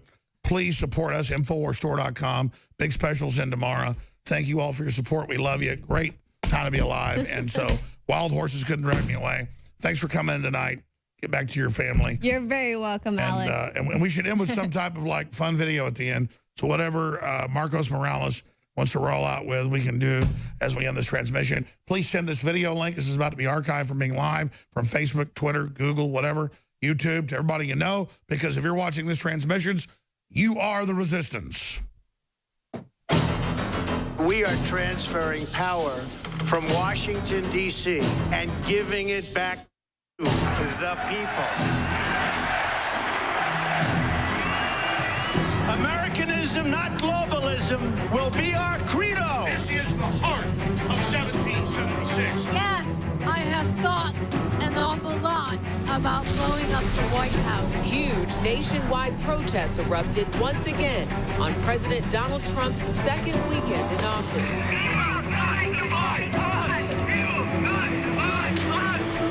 When you open your heart to patriotism, there is no room for prejudice. When America is united, America is totally unstoppable. Donald J. Trump is now President of the United States. And most importantly, we will be protected by God. From the front lines of the Infowars, it's Alex Jones. You voted Trump! You voted Trump! Oh my goodness, poor white people. Please, stop.